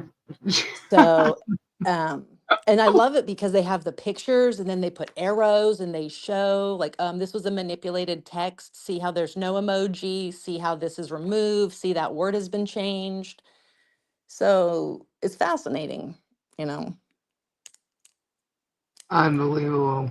But it's real easy these days to find out if a text is fake. Yeah. It's Next thing super, you know, you'll super. be seeing, Amber and Blake, going shopping together. I think that because more of Ryan's stature is so high, like I think they're gonna all both fall from grace for a little while, but I don't know that they'll totally like become like an Amber Heard where she's just gone. No, I think Blake might, but Ryan will be able to save himself. Yeah, and everybody's sort of wondering like, are they just a match made in heaven and we were all kind of fooled by Ryan Reynolds this whole time with the controlling behavior that they kept secret till recently? Or is he going to open his eyes and realize his wife is maybe not what he thought? Like everybody's just throwing out ideas because everybody's just surprised. They're like, they were just sort of a couple that didn't bother anybody. Not like Right. nothing ever happened around them. But Amber's in now, Spain, pregnant with baby number 2. oh, and that reminds me the Kylie Kardashian is not pregnant at the moment. Oh, She was at the I Golden did hear Globes. that. I did hear that Zendaya and what's his face, Thomas Holland got engaged. Yeah, she was there. She looked pretty. She was at the I watched the Rock and Roll Hall of Fame. She was there and she dressed like Cher. She actually looked really pretty, and she gave a really good speech for her too. That was pretty cool. I enjoyed that. I was excited. Ozzy and Cher. Yeah. Yes, we need to do a giveaway. Let's do a giveaway. So, wow, it's 1:30. Holy crap. Yeah, Holy then crap. Tori's going to bed. Yeah, Tori's got to go to bed. So we're going to do the giveaway, and then we'll call it a night for tonight. Yes, I have questions, Sue. You are correct. There's a massive fire problem happening right now in California. And yes, it is going towards the Kardashians as well. In Malibu? I mean, no, not Malibu. Calabasas. Calabasas. Yeah, no, it's really, we have the Santa Anas, those big winds, but right now the whole state has massive winds. Like I can hear the wind outside my house, and I'm very far from Southern California. Yeah, But we had like massive quite a gusts. few hours. It's been over 24 hours, and all of Pacific Palisades was evacuated. where they said, leave your house immediately. Do not grab anything. Go. Pacific Palisades? No way. The fire crossed the PCH highway. No way. People had to abandon their cars and get out because there's so much traffic of everybody trying to get out. The fire was moving at 300, the size of 3 football fields, 3 football fields per second.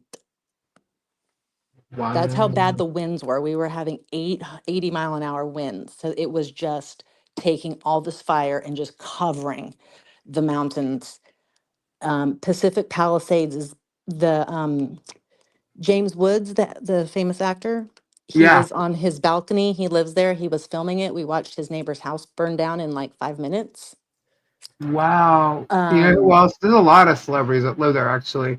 That's just so Right. weird because there's no. And Well, it so, all depends on where you are. I love Pacific Palisades, actually. It's down by PCH. It's like right there, like especially like you can take Sunset Boulevard. oh And yeah, no, there's the angles from Sunset, from Hollywood. You can see this fire. Like it is massive. Our governor went down right away, we got a whole state of emergency. The firefighters are saying this is impossible to fight. They've not seen something like this. This is like a fire of biblical proportions because the winds, when we have Santa Ana winds, the wind literally can come right, left, up, down, all at once at very high yeah, rates of speed. yeah. So fighting it is very futile at this point. It's been going on since 10 o'clock this morning. There's no containment whatsoever. The planes had to stop flying to drop the water because the winds were too high. Wow. They have asked for nationwide help of all firefighters across America to come and help. Even if you're just a volunteer firefighter, you won't be sent into the interior of the fire, but you will be like pulling hose. The cars that have been abandoned, they ask you to leave the keys in the car. They will try and save your car. So they'll put people in the cars to move them. Right now, they're taking bulldozers to move all the cars at once. Oh my God. They, part of Malibu just got evacuated. That's a lot of area. Yeah, Wow. and part of Altadena has now been evacuated, and Pasadena is now, Pasadena. yeah, is now being, What? and now That's they like just totally on announced, the other. yeah, they just announced like 20 minutes ago, part of Calabasas has now been asked to evacuate. Wow. And so it sounds like another canyon probably caught fire Right. and so those 2 fires will end up like connecting. Holy crap. But They had to Pasadena, stop that's like on a flights totally at different. LA airport because the smoke, holy shit, the pictures of the smoke, it covers all of LA Sorry, County. Miyagi.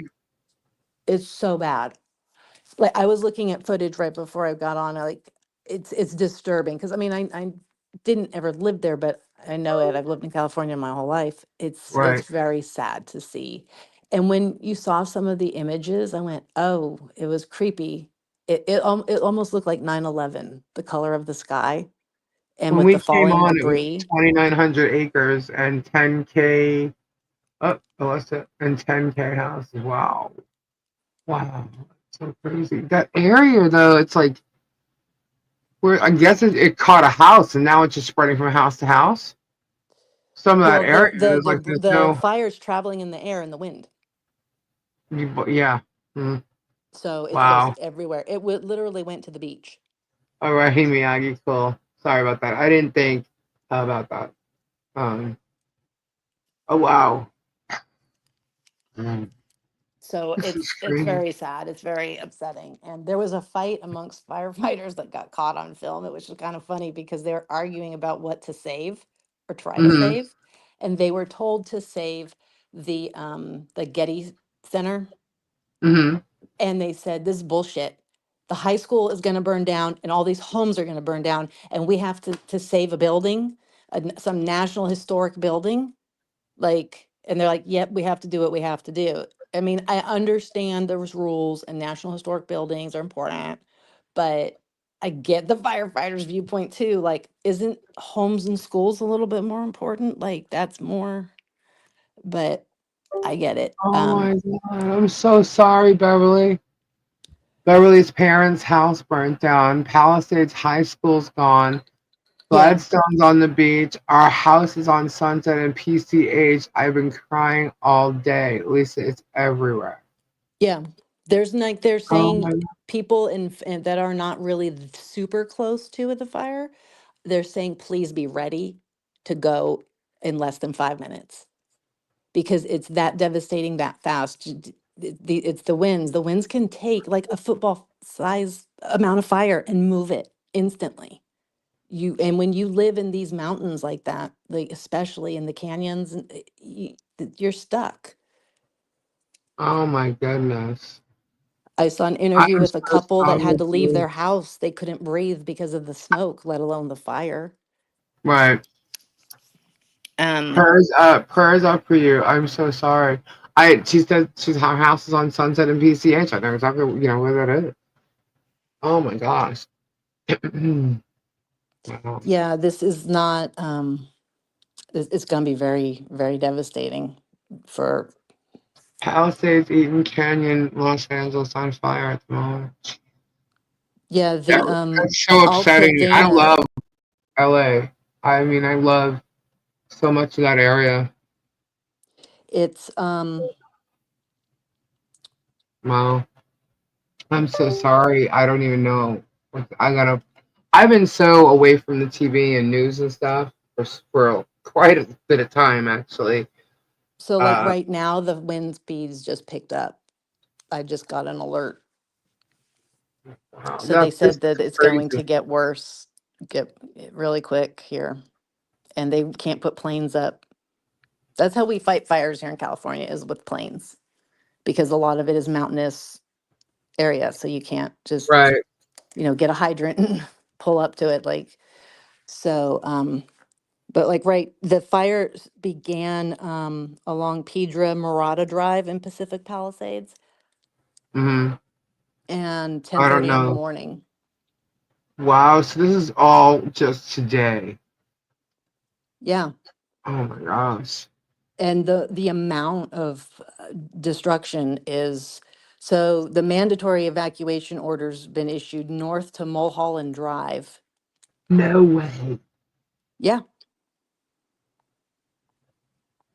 Well, And you got to Mulholland remember, a runs lot of all the these way people down. have Yeah. very large homes with Yeah. acreage and ranches and horses. So, Yeah. Well, Mulholland runs all the way down. I mean, along the top of the hill there. So, and I then they've mean, closed through down many roads because canyons. they don't want you coming in. So, like at Topanga Canyon, Uh-huh. closed. Yeah. Pacific Coast Really? Highway is closed at Las Flores Canyon, the Coastline Drive, and Holy all the shit. schools in that whole area are shut down now. Oh my God. I And remember when there were the fires a couple of years ago, and like when you drove down 405, you see like all the burned up, landscape and stuff. Like, and because there's a part when you come towards Los Angeles, or no, it's when you're in Los Angeles, but you're coming towards like actually like Bel Air and right off the 405, the Sunset Boulevard exit, and then you mhm. go past that, and you're heading towards like the 110. Is it 110 or the 101? I don't even remember. Right now, the Anyway, all the 405 has a hills right perfect there, they view were of the fire. all the hills right there, they were all like aflame. Like I mean, all the landscape. It's like wow, because that to me is like that's what you see when you're coming there. I always saw when I was heading there. You know what I mean? And I was like, it was all just totally different. And just to sit there and know that area and all those canyons, gosh, like because at the So that okay, time, they say that there's another fire in Eaton Canyon as well now. holy shit, All of Arcadia has been shut down. The schools are all going to be shut down there now. They're Arcadia, asking them to be wow. on alert. Um, there was supposed to Where be did it start? How did it start? they said it started at 10:30 this morning. It just started from the winds. Like it's nobody did it on purpose or anything. Yeah, and sometimes it's crazy. Like I remember when I was out there, a lot of those like crosswinds and stuff you get like in Riverside, and like I mean, you get winds, but the ones that I witnessed were more inland, more coming out of like the desert. You know what I mean? With the crosswinds and stuff, not so much in that big rural area. You know, but then you have the canyons. You know. In the last couple of years, there's been so much going on. Now, where you are, I know you're used to that. Every year something happens. And Yeah, I'm just we going for by a where couple I years in was a living down row, there. we were under a warning once, and I'm like, are you kidding me? Like, Yeah, but it was this type of wind where it blows right across freeways of 3 and 4 lanes and right. large, and it lands on your roof, and there it just goes from there. Yeah, yeah. That's so crazy. So the Wow. Prayers for everyone. Prayers for yeah. That's Malibu and Pasadena are, Pasadena. That's like oh, yeah, wow. because the wind is just everywhere really bad. So all the schools are shut down. Hollywood has shut down their SAG nominations, I guess. Right, right. They have And you buses thought you were running going to to bed. help evacuate. Their power is out now in Los Angeles County, which is over 100,000 people losing it now. Beverly, have you left? Have you left where you are? I'm The assuming, yeah, based on what she's saying where she is. the Eaton fire is between Altadena and Pasadena, rapidly growing. Oh my God. They're gonna, what we also do here, because we have so much Good fire, night, Kathy. is inmates in certain jails get offered volunteer firefighting, and then some of You're the right, Jenny. time on their sentence gets taken off for helping out. So Yeah, they're pulling them for this too. That's when you know it's bad. yeah. All right, let's do this giveaway. I know Tori needs to go to sleep. Just want us to send out prayers up for everybody who needs them, and those that could be affected by this fire, or fires. Really sad. So everybody, there's been plenty of time. Have you gotten your hashtags in? Let's see. Let's see. We'll do. We got 60 entries. Any more? Any more? Going once, goes twice. Just copy hashtag prayers for all, lowercase. Oh my gosh. Where's Hashtag prayers for all, and we'll do another surprise sphere giveaway. I know a few people who would like that. Let's see. Then just save it for me. Tori is falling asleep. All right. Let's get this. Let's get her done, guys. All right. So Michelle got one last night. All right, are we ready, guys? Let's see. 67. All right, so guys, get them in there. Get them in there. Prayers for all. Hashtag prayers for all. 70. 70. Get them Get in, 'em in there. guys. Patricia Clinton, you spelled it wrong. Do it again. Oh, What? that's fun. What? Kendra's not been on when we did this before. Oh. No, I'm not that. I've done that before. I think she's done it before. I We just used to do it when read we first started it. Doing something. giveaway. I don't even know what to say about it. I just won't. 72. Let's go. Get him in there, guys. What is it? It's 145. We'll do it at 146. Oh, Prayers, yay. bro. Did you email just listen? Alrighty, thank you, Hannah. I'll check it out in a little bit. Oh, Prayers, Steve Gutenberg's helping out with the fire. oh, Nice, that's nice of him. Police Spectacular. Academy. Yeah. Yeah. All right, we got 72. Hey, bearded fisherman.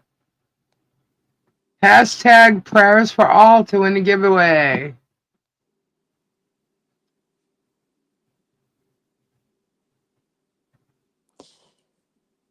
Get him in there, guys. It is 1:46. There we go. Hey, Roger. Did you know that the Pacific How are you doing? Palisades was envisioned to be a religious commune? No, I didn't. I Yeah, can see that. It's like starting off. I can see how it could have been. Just by the way, like when you go down Sunset Boulevard. I love that whole area. I really do. it was really like their churches, like Stratton above. it was nice. Alrighty, guys, here we go. We have 73 people who have entered into the giveaway. I'm gonna get ready. Here we go. 1, 2, 3, draw. Let's see who's gonna get it. Whoop, whoop. Me. Who's gonna get it? Momo, Jennifer W. Candace Ferry. Well, congratulations, Candace. Congratulations. Oh, Francis, I think was a little late. Candace, if you can, send me an email with your YouTube name and your and your address to ship this to, and we'll send that out to you. Congratulations. Whoop, whoop. Thanks, Flutter. Oh man, guys, it's been crazy. Keep your eyes open and just, figure out things for yourself. Don't let anybody tell you what to believe. And take care of yourselves and each other, and just try to stay positive. Prayers out to everybody out in California and anybody who needs them. And Beverly, I hope you're in a safe place and that your home will be okay. Jennifer Dove, a wiener what, in the jungle, the mighty jungle. Tori needs sleep tonight. Open ears and open minds. Exactly, Bonnie. Anyway, so I believe Tori will be live tomorrow. Correct, Yes. Tori? Okay. Correct. Awesome. Yeah, and I'm not guessing there's going to be any other news but bullshit. So I'm taking the day off. Yeah. Yeah, I'll go Well, on after Robbie does his live because I'm pretty sure he's going. Tomorrow is Wednesday, yes, isn't it? Yes, tomorrow is Wednesday. I heard a rumor. Oh God! Right as we're leaving, what? But like, what is wrong with you? Just kidding. I had a rumor. This is the best YouTube show. Ah, That's a good rumor. That's a good rumor. We'll take it.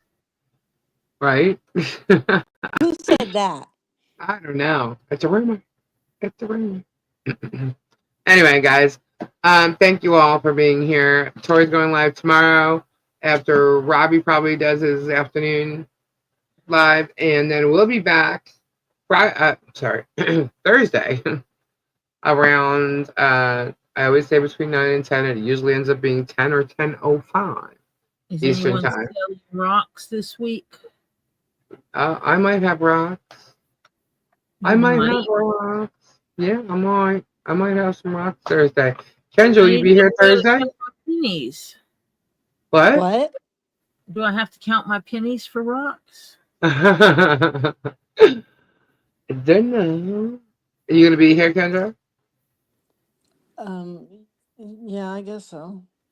I guess so. It's Thursday. I don't know why Alrighty, guys. So thank you again, and we'll keep you updated on it, of course, on everything that we talk about and discuss. And I definitely am going to find out more about this. Kendra gave us a very good synopsis, but I'd like to check into that because I'm really interested how this whole thing really goes down, and it might be interesting, Anyway, so we'll see you then, guys. thank you all again.